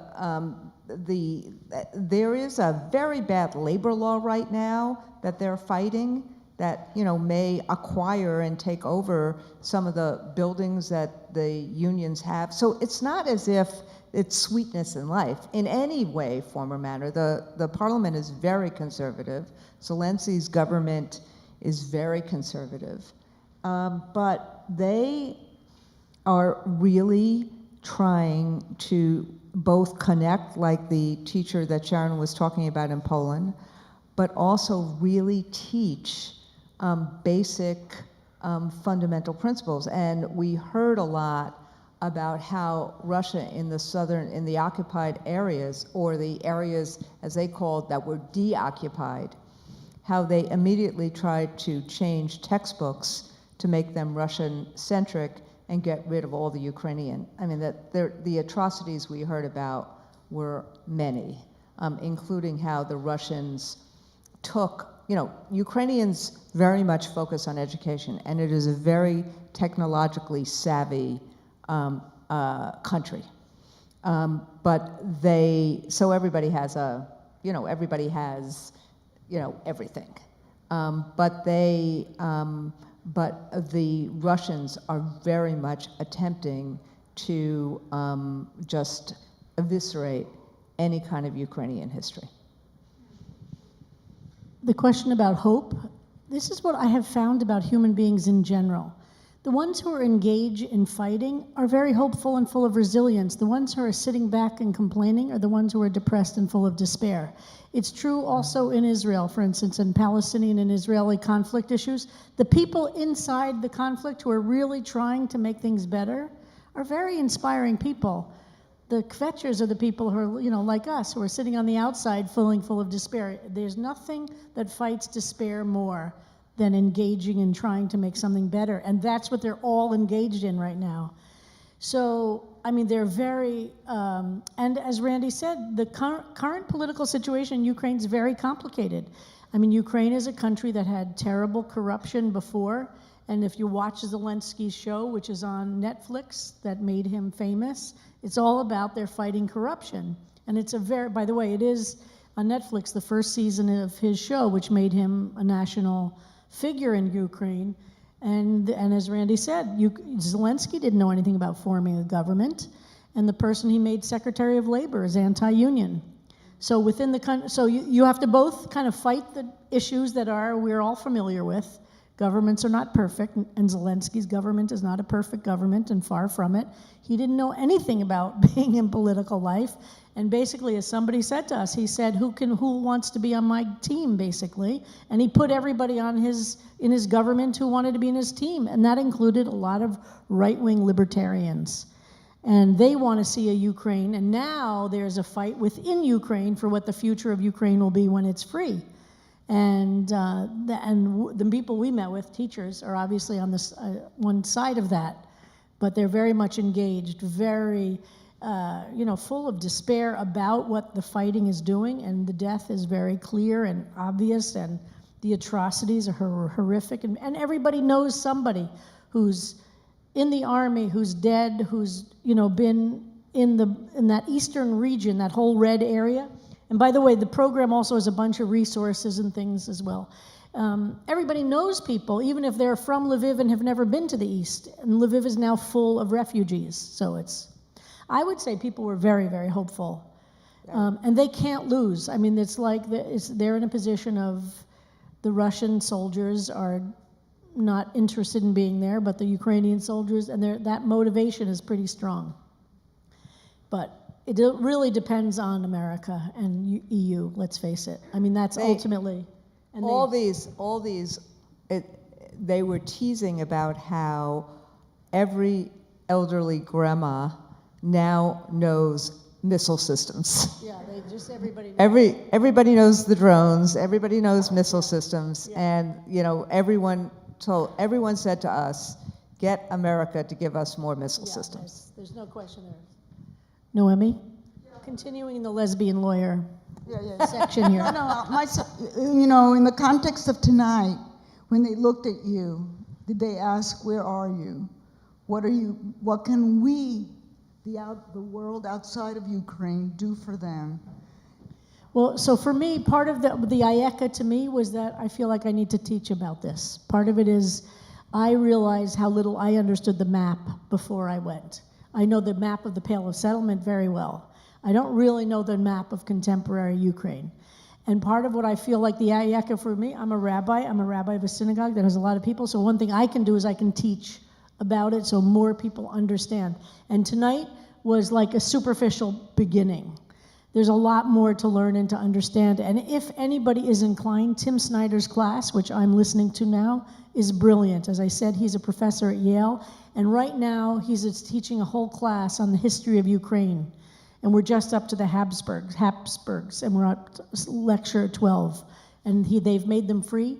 They've gotten 2 million views. Wow. It's pretty amazing, and it's the best part of going to college, right? The lectures without the papers or the exams. It's fantastic. So the first thing is I would say to people, Ayeka, the first thing is to learn, to really become educated. Americans are notoriously ignorant about the world, geography, geopolitical stuff. Be educated. You know, see this as part of one way to be a witness, and thank you, Suzanne, for saying that, because that is essential to who I am. Is like, the first thing is don't turn away, right? The first thing is to be open to learning new things. Also about the Holocaust.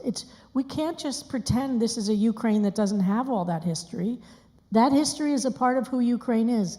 But the part I was trying to get to, and I think was the most moving for me, and I consider myself an amateur Jewish historian, so I never really considered how much the Ukrainians have suffered. I only know the story of how my people suffered in that region. I never really have studied how the Ukrainians suffered. Does it make it okay? No, of course not. But it means the story gets more and more complex. I've only heard about the pogroms against Jews. Anybody here learn about the famine that killed 3 million Ukrainians in a year and a half? So that's about, Really good history teacher. What? I had a really good history teacher. You had a good history. That was about 10 people in this room have ever heard about it. For Ukrainians, that's at the center of their lives. We met one young woman who was one of our interpreters. 9 people in her family starved to death. She's very young now, but it's in her family. So anyway, let's go to more questions then. Yes, Joel? Wait, Joel, Joel, you have to wait for the mic so folks online can hear. Hello, everybody online. Do we have people online watching, Sharon? No, this is about 35 years ago. I was passing by a Ukrainian bookstore, and they had a book there speaking about this topic. It said, why is one Holocaust worse than the other? And they said the whole, I can't pronounce it, like they call their Holocaust like a Holodomor or something like that. But it's not popular to use that word anymore. Oh, it isn't? Okay. But this was at the time. Yep. And they said that, they claimed there were 6 million, and they were saying why was theirs ignored while the Jewish one was, like this was in Toronto, and there's a very, very large Ukrainian population. There was some conflict. And part of what happened is that because it was the Soviet regime, there was a total censorship. And there's a fantastic movie on Hulu right now that I just started watching because somebody told me about this week called Mr. Jones, which is on Hulu, which is about a journalist who got into the Soviet Union. Because of course the Iron Curtain meant there was total censorship. Information was not flowing about what was happening in 32 and 33. There was a depression everywhere, right? So everybody was going hungry all over the world. And he got in and tried to get the story out. The movie on Hulu is called Mr. Jones. It was made in 2020. And it's all about this famine and the kind of the West's, first of all, the West was very involved in the depressions that were going on in Europe and in America. I'd have to say the left did not want to believe that the Soviet Union was doing something this bad. Remember, in the 30s, communism was a popular thing on the left, right? In America, the communists were anti-racist. They were doing work that nobody else was doing. And look, I grew up in the 60s. In the 60s, we believed that all the anti-Soviet stuff, anti-communist stuff was just right-wing propaganda. And that's 30 years, how many years, I'm bad at math. That's many years after this particular famine. So it's like, I think the left didn't want to know the bad things the Soviet Union was doing. And the Soviet Union had intense censorship. So there is a way that there was a silence about it that progressives who would normally care about the fact that a government is starving its people to death look the other way. I do think that we on the left have some tshuva to do. But not just for that, by the way. But go ahead, yes. Just to add Yeah. to what you were saying about people on the left here supporting communism.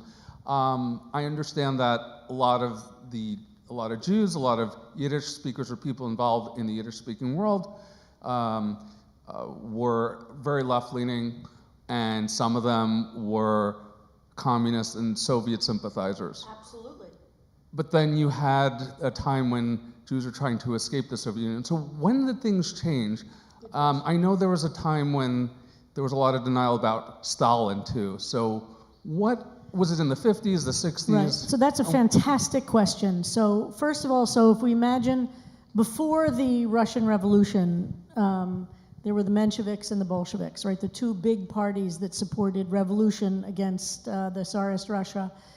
There were a lot more Jews in the Menshevik party than the Bolshevik party, but there were Jews in the Bolshevik party. The Mensheviks lost. So Jews didn't do so well in that particular fight. The Bolsheviks win. This is also super superficial. I would love to teach this stuff. This is my my amateur passion. So after the Bolsheviks win the civil war in Russia, and the Soviet Union is then established in 1922, it took those years of, and again, the Jews got killed. I mean, the pogroms against Jews from 1918 to 1922, massive, horrible. Once again, it's bad for the Jews.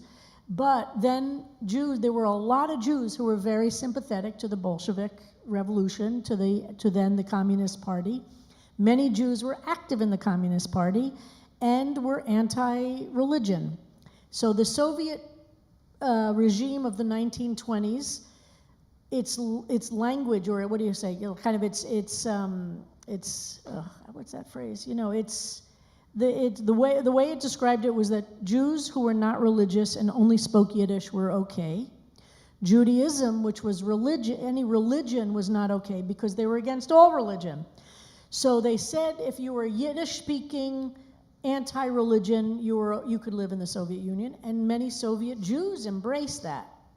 Many did not, but many did, and there were no question that there was Jewish leadership in the Soviet Communist Party in the 20s and 30s. Lenin dies, Stalin takes over. Stalin is really an anti-Semite, but he continues these policies on paper, which is if you're Yiddish-speaking, not Hebrew-speaking, and you're not religious, you're okay. But Hebrew was declared a bourgeois language and made illegal, and Yiddish was the language of the proletariat, so it was okay.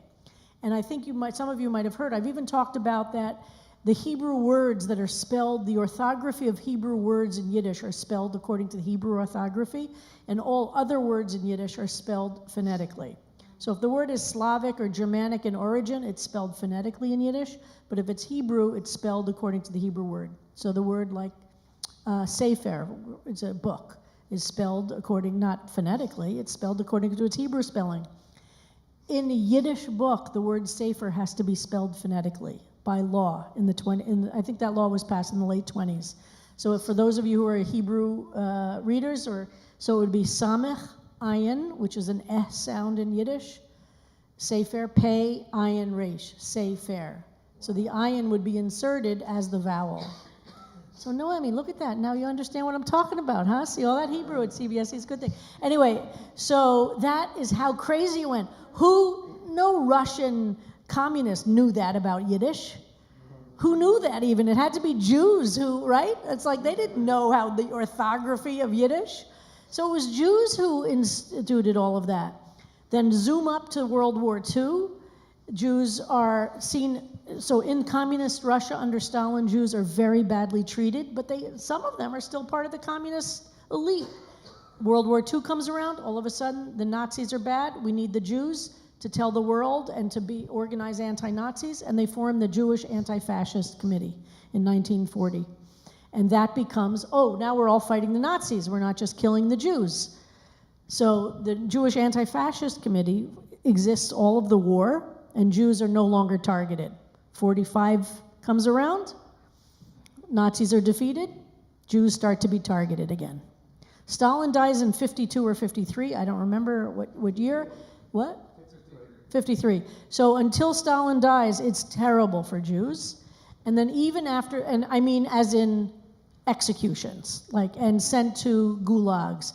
But in the 30s, a Jewish colony was created called Birobijan, which was way the hell out there, like on the, towards Central Asian countries, which was going to be the Yiddish-speaking Jewish homeland, because the communists had this idea that everybody had and Jews were shipped out there.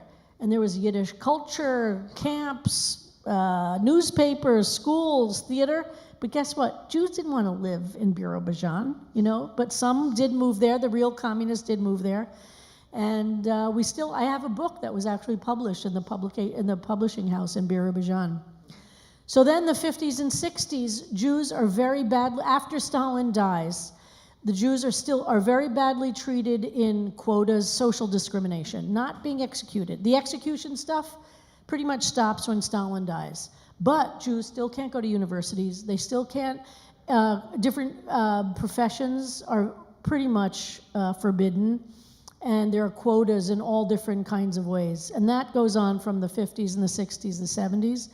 And then in the late 60s is when the movement to free Soviet Jews starts happening, in the mid to late 60s, starts picking up steam in the 70s. And my father was very, very involved in that, and I was very involved as a kid in that.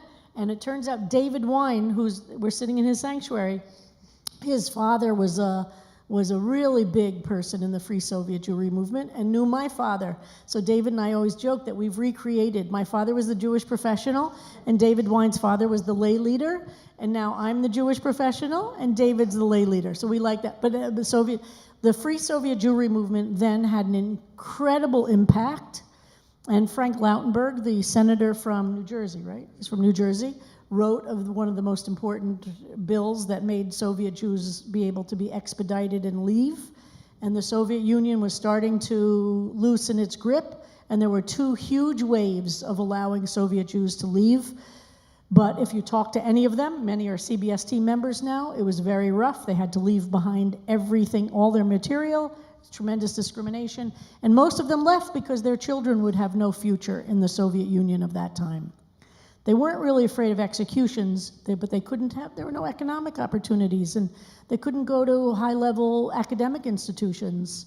And if they wanted their kids to be able to go to college and to have a profession, they needed to leave. So that was in the first huge wave was in the 80s, and then there was another huge wave. And so there's a lot to say about that, but that's a very brief history of Jews in the Soviet Union. And then the Soviet Union fell apart in 1989. Is that okay? How'd that do? Yeah, no, that was a great answer.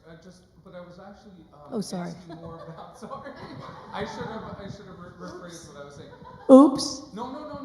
That was really use the mic just so everybody can. Sure.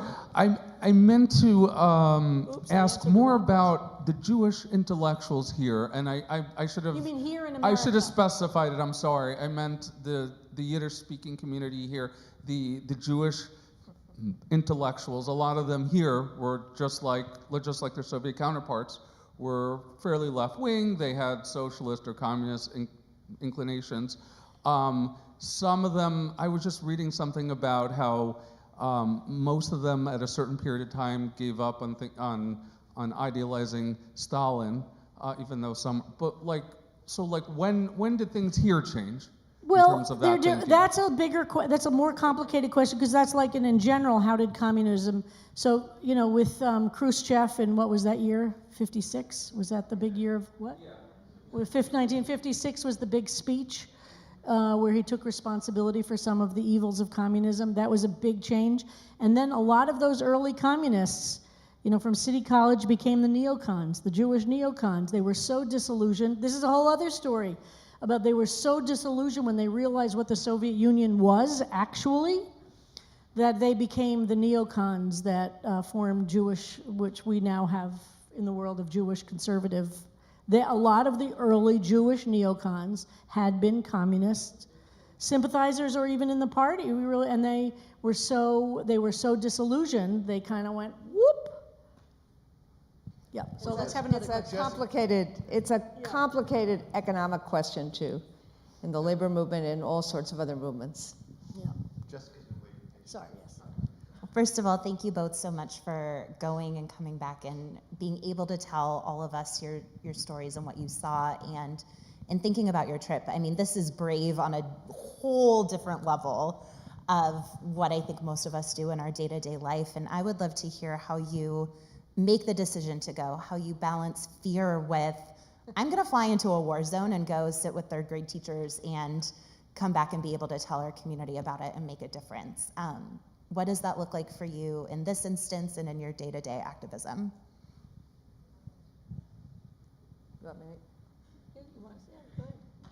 Well, I asked Sharon to come. And think about it, then we got to spend a few days together. Yeah, going to a war zone means. No, but seriously, I thought, so, you know, it doesn't, Monday was a tough day because trying to think about not us, but the responsibility we had with others and what that meant and what that looked like. And that was honestly, that was a very tough day. I think that both of us, or I'll speak for myself, you know, we had security with us. The security said they didn't think there was a problem going to Lviv. Yeah, Then initially. the bomb started, so whatever. And then they said, we can mitigate the danger. So, you know, you're constantly balancing, is this worth it? Are you a burden to the people who you're visiting? That was much more the question than our own personal safety. I have a view in life that when it's time, it's time.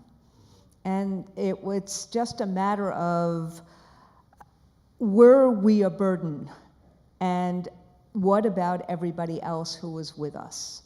And we spent a lot of time in Samosh. We actually went back to the same restaurant that we processed in Samosh on the way back, because I needed to make sure that everybody was really okay going, and we had 2 cars, so if people weren't, they could go back.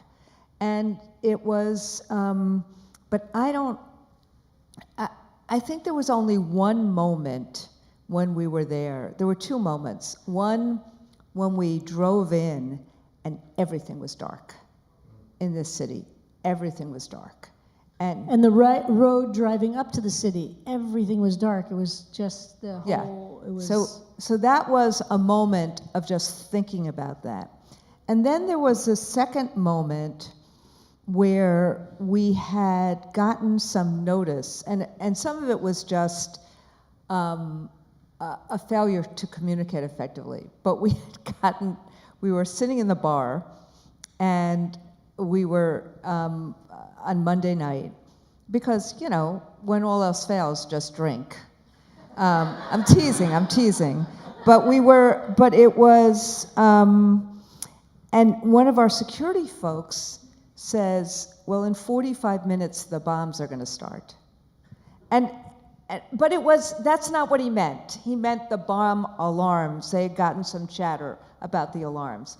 And I think that was the only moment. They hadn't gotten chatter. I called an Israeli friend of mine who's in Israeli intelligence to ask them to evaluate the intelligence, because I didn't trust this guy. And she said, oh, don't worry. So I would say that was the only moment that I thought, maybe this wasn't a good idea. But the last thing I'd say is, but it got balanced by, on Tuesday, when we walked into we did this big meeting with at the university, and they opened the university for this, and the university president came in, and you saw it was like a United Nations table, a Security Council table, and there were literally 100 people around that table, or around the second circumference of the table. And that night, the Ukrainian teachers, they hung out all night together. We did not. They were dancing, they were singing. the fact that it became It was a the first time convening. they had been together since February 24th when Russia invaded. So They've all they- been isolated. So our coming there brought that, they all came to be with us. So they came from all over the country. It was very, very, very moving. I'm not sure it's possible to even express. And so they kept saying to us Tuesday and Wednesday, because we all kind of had dinners together in that same restaurant in the union headquarters. They kept on saying how important our trip was, that it was a psychological boost to them. And people had come from occupied areas. They had driven from occupied areas to get there. While this bombing is going on, I mean, think about this. This is that last week when there was bombing, and they just wanted to be with us so much. How could we feel scared? It felt a little weird. Like I don't know. I agree with Randy. I'm very much, if it's my time, it's my time, and I don't want to take undue risk. But it felt like the benefit so outweighed the risk. Once we were convinced that it wasn't going to be a burden, but the invitation came from them. Do you know what I mean? So that Randy kept saying, I kept saying to Randy, make sure they understand we're not coming if it's at all a burden, because in difficult war zones it could be. And they kept saying, and the feedback we got from people, it was overwhelming. It was overwhelming. Kim. Wait, Kim. Well, you need the mic just so that, yeah. Randy, I have a question for you. I have to tell you, when I was looking at the photographs of you meeting with the teachers, I mean, it was so moving, obviously, but my heart was sinking in a way. And I was imagining for them to see you, Americans, leaders, religious leaders, labor leaders, so forth, coming to them be so, so important and so strengthening and everything else. But I'm also wondering if they expressed to you fears about what is happening in this country in terms of looking at the United States as a source of hope and a beacon of strength and support. But we don't know what's going to happen.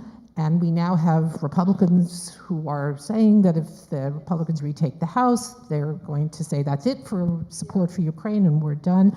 And I'm just wondering if you heard that kind of fear and anxiety about how reliable actually is the U.S. for us.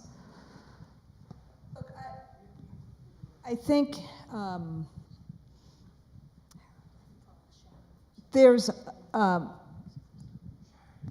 it's much too primal right now in terms of so many of the rank and file folk. They are fearful. I mean, I did tease earlier about how so many people now know all the missile systems. And so they know America is really important to them and important in terms of their freedom. It would have been interesting to be there after McCarthy's statement about moving away from Ukraine. But, I feel like we had to explain it to them a little bit. I don't think they totally got in some occasions, some conversations, there were different kinds of people we met with. But in some conversations, they kept thanking us for what America's doing, and we kept having to say to them, listen, if the Democrats lose, it's going to be bad. And some of them were not totally aware of that. Yeah, I would say some were, not every, but some were shocked to hear that it's as there's a sophistication amongst the labor leadership and the intelligence. There's a sophistication amongst some groups of folks, but there's also not a lot of American news that comes in, even in terms of Lvov. What you get, the two channels that you get that are English are BBC and the Euro channel. So there's not a lot of play. They don't know a lot of what's going on here. And a lot there don't speak English the way you would find in some other European countries where, all the young people and, in some countries speak English and there's much more accessible. I mean, there's just not that, it's not quite like that. But I was shocked because people were very, very moved at what America's doing. They love Biden. I kept saying, listen, we said in several occasions, we are under attack right now, and if on November 8th we lose the House and the Senate, there's no money going to Ukraine. The Congress is in charge of allocating money, and it's not going to go well if that's. There is a love Randy, we're gonna, for America.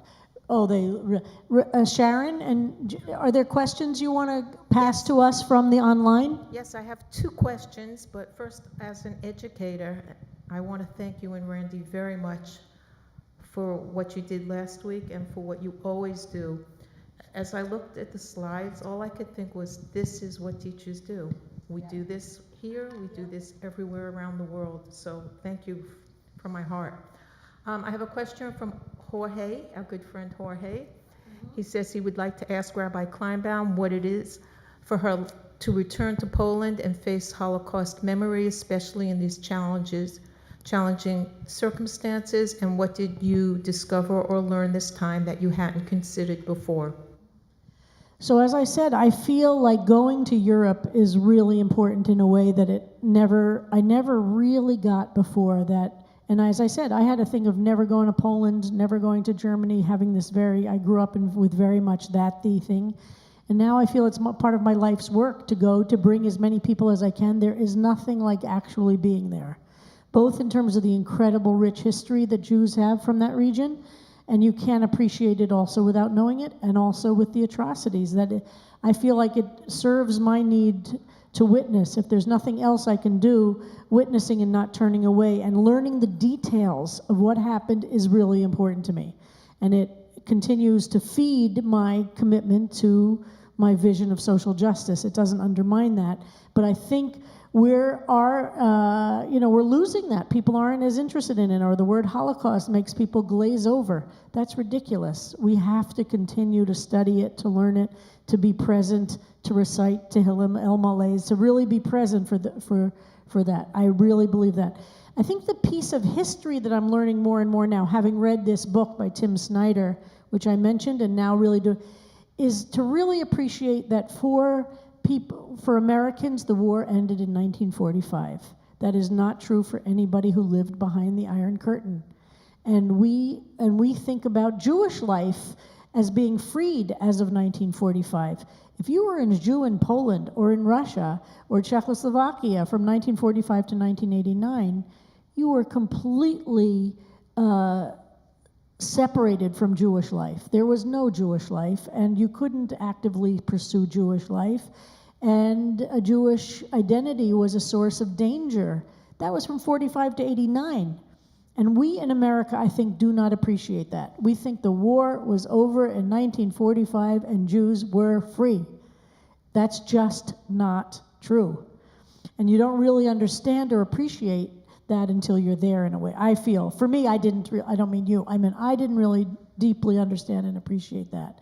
And so to be in yet another place like Ukraine, which was, I've been to Poland, not as much as I'd like, I want to do more, but to really see the suffering that continued from 1945 to 1989. I had a very moving talk. We had a couple of these young interpreters who are the English speakers. They've studied English. This is going to be their career. Very, very moving, very highly educated people. And they talk about the fear culture that existed in Ukraine from 1945 to 1989. Just the anxiety and fear. And this one young man said to us in the apartment building that they lived, they knew that 20% of the people in the building were paid informants for the Secret Service. That you just knew, and people were children were informing on parents, children were informing on teachers. We can't imagine that. And we think the Nazis when we got rid of the Nazis, Europe was liberated. It's just not true, and we are not, Americans, I do not think, and progressive Americans really appreciate the suffering that happened from 45 to 89, and that those countries were not prepared for democracy or openness, or they were so crushed for so many years of just a fear culture. And people were imprisoned constantly. And so I think that's a piece that I'm expanding in my thinking. Another question, Sharon?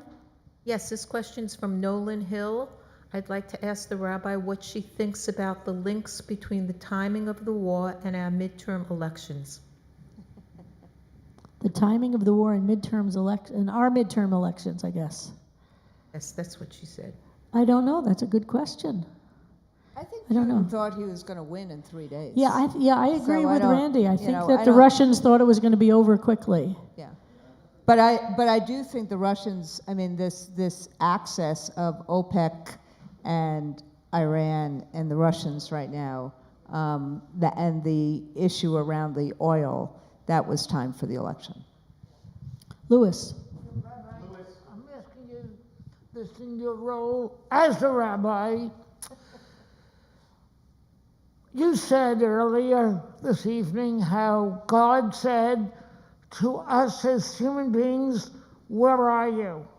With everything going on in Ukraine, have the Ukrainians said, where is God? Where is he? With all this hate that went on from the Holocaust, now, things that might be hate here, I know of people who were... Okay, Lewis, we have to have quick questions just because we're coming to our time. Have people lost their faith in God? It's an important question. Have I lost my faith in God? And my answer to that question is no, I haven't, because my faith isn't based on God acting like a puppet in the universe. I don't see God acting in that way. I feel like we have choices. Human beings can either act godly or not act godly. And we have choices about how we bring God into the universe. And human beings fail a lot. But what we don't notice is that like these teachers who are doing this incredible stuff in the face of that, I want to focus on that. Oh yeah, I know. It's very hard. There's a lot of evil in the world, no question.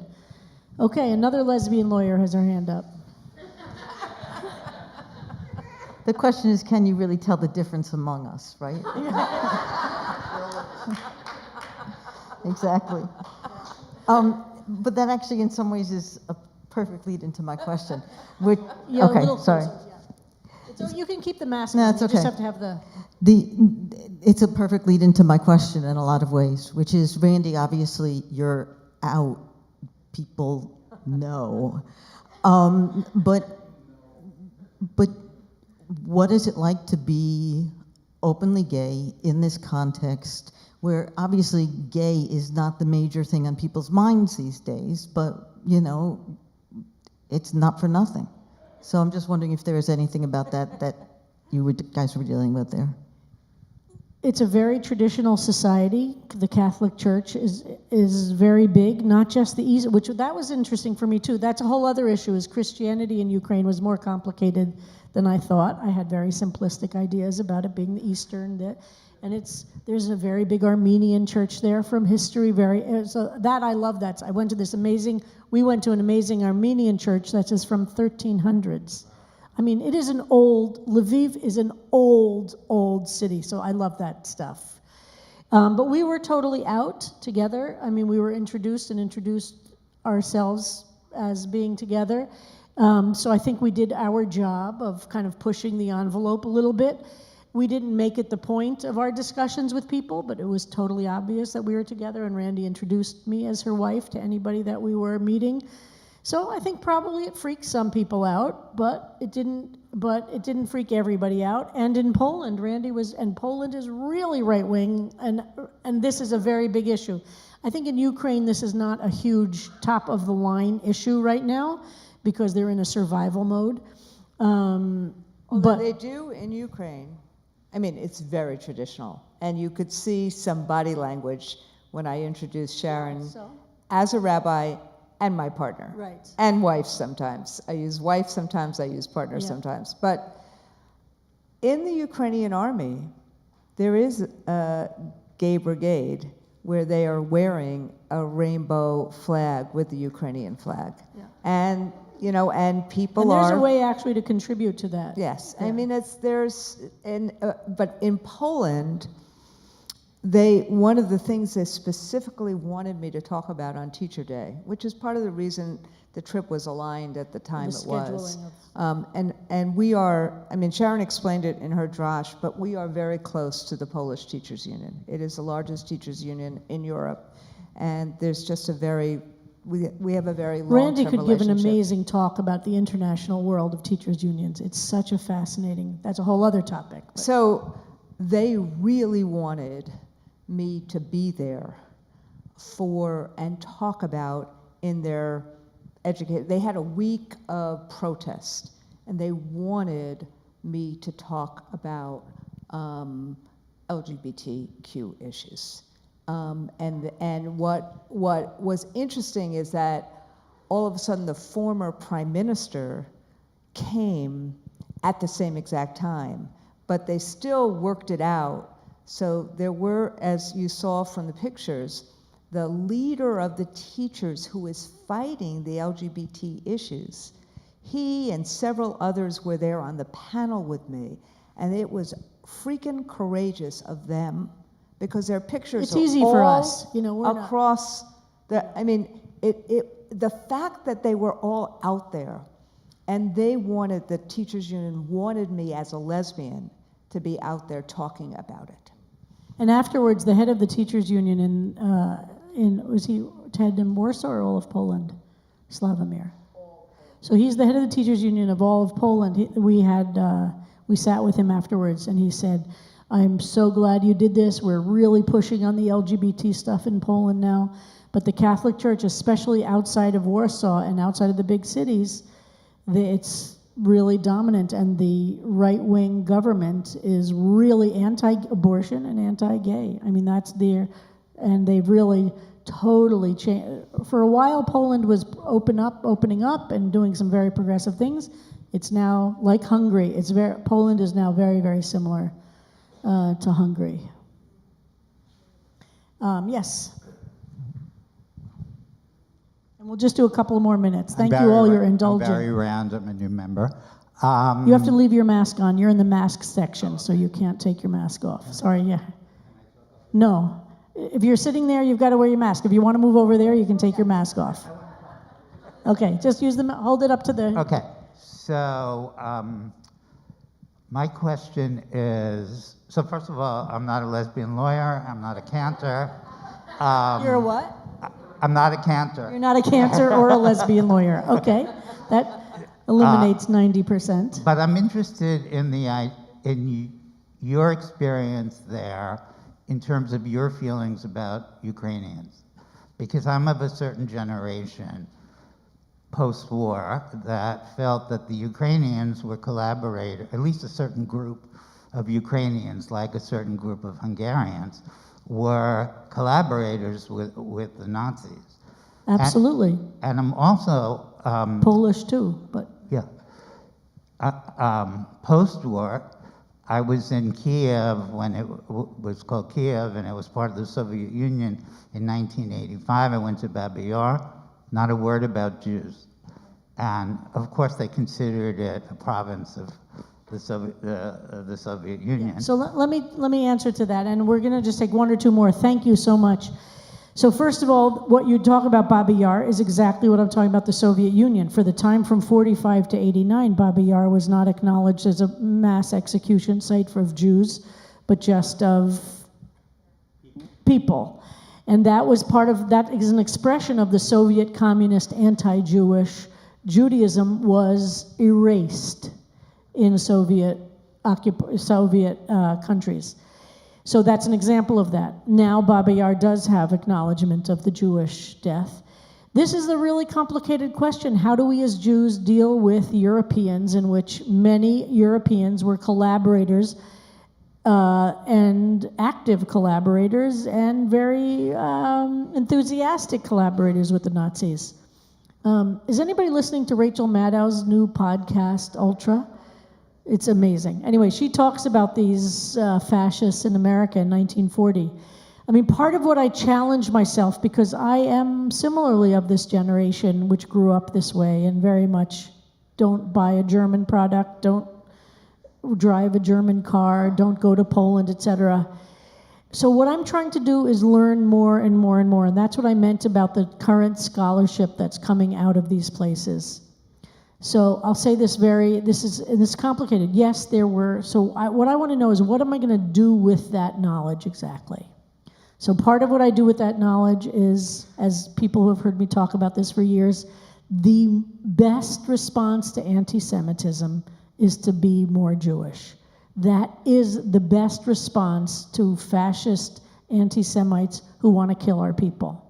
That is the strongest thing. If I am part of creating a community of Jews, LGBT Jews and everybody, who will outlast me, and when I'm dead, this community will continue, that is my strongest response to the fact that there were Ukrainian fascists who killed Jews with enthusiasm.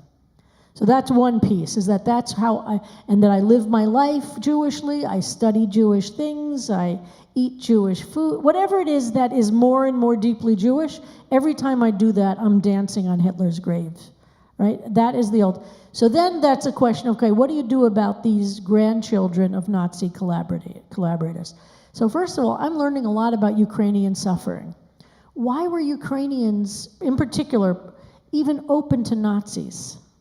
So when you start to study this, and this is the contemporary, then there's the Khmelnytsky stuff from the 1600s, which is a whole separate issue. When you start to study how much suffering they experienced by the Soviet regime, they started to, many of them felt like the Nazis were going to be a liberation from the Soviets. We can't even imagine that, because we didn't suffer that way from the Soviets, and Nazis only killed us. If we weren't Jewish, and this is always the question, right? Well, how would you have acted if you were a Pole, a non-Jewish Pole living in Warsaw, and the ghetto was going up, and Jews were being put in the ghetto? What would you have done? What would I have done? I don't mean you, I'm not pointing at you. I mean, what would I have done? Would I have been so righteous, or would I have just kind of kept my face down and tried to protect my family? If I knew if I was caught, everybody in my family would be murdered, what would I actually do? I don't know. Honestly, I don't know with some of these scenarios. So part of what I'm trying to do is to deepen my knowledge of the world that produced fascists.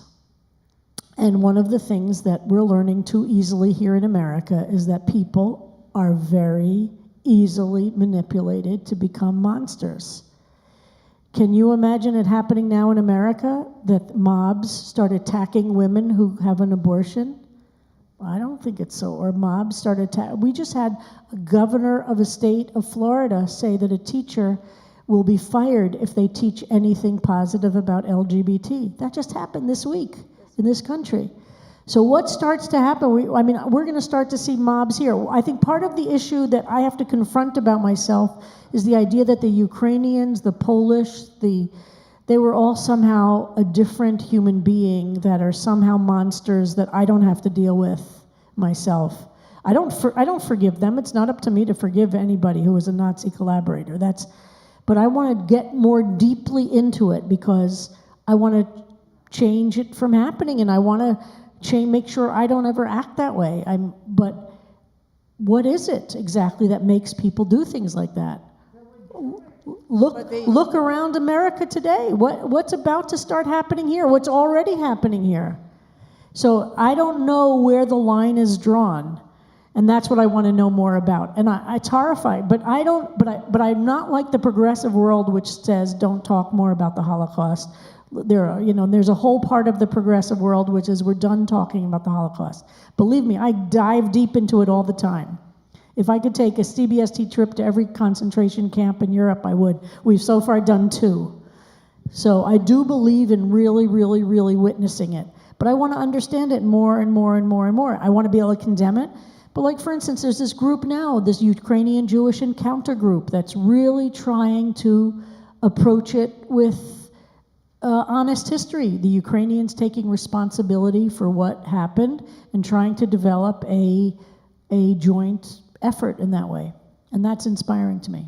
And even So with our hosts, we made sure we had time, bombs permitting, to actually go visit the Jewish Quarter and go visit the memorial to the 150,000 Jews that were exterminated in Lvov between 1941 and 1943. And our hosts knew we were, they actually helped us get guides so we could do the walk in the ghetto in Warsaw and in the Jewish quarter in Lviv. I'm going to end, 'cause we're pretty late, so I'm going to end, and I know maybe we'll find other, I want to end with this story. No, we're not going to take another question. I'm just going to end with a story from my last time in the Warsaw ghetto when I was alone and I tried to find that wall, which I showed you that picture. It's not easy to find. It's in a courtyard, and I really wanted to see this remnant of the wall. Some of you might remember I talked about this. And I was walking up and down the street. It's very hard to find, and I don't speak Polish, and obviously, and this old Polish guy comes up to me, and I think, oh my God, here comes a Nazi, and I'm gonna explain to this Polish anti-Semite, that I'm trying to find the wall of the Jewish ghetto, and he's gonna kill me or make fun of me or be hostile to me. And he said to me, he spoke very little English, but he said, wall? Like, are you looking for the wall? I said, yeah, I'm trying to find the wall. He said, come with me. I'll show it to you. And he took me, it's very hard to find. And the guide we had said, and I think this was this guy, that there was an old man who was a Pole who believed in he was known, I don't know, to this day I don't know if it's the same person, I like to think it was, who lived right by that wall, who saw it as his life's work to make sure people knew that wall was there. He wasn't Jewish. No, he wasn't Jewish. He believed so deeply in witnessing and remembering what that wall was that he lived right there, and he would keep taking people to the wall, and he kept the wall cared for and cleaned, and he wasn't Jewish. Yeah. Yeah. So let's pray that any of us in similar circumstances act like decent, righteous people and not like the other type, and let's see if we can do that. And we're going to be tried and tested in these years to come. And the question is going to be, who are we? Ayeka, where are we? Anyway, so thank you for hanging in for this late night session. So great to see the sanctuary so filled. And tomorrow morning, 10 o'clock services, and Limud B'Shabbat begins.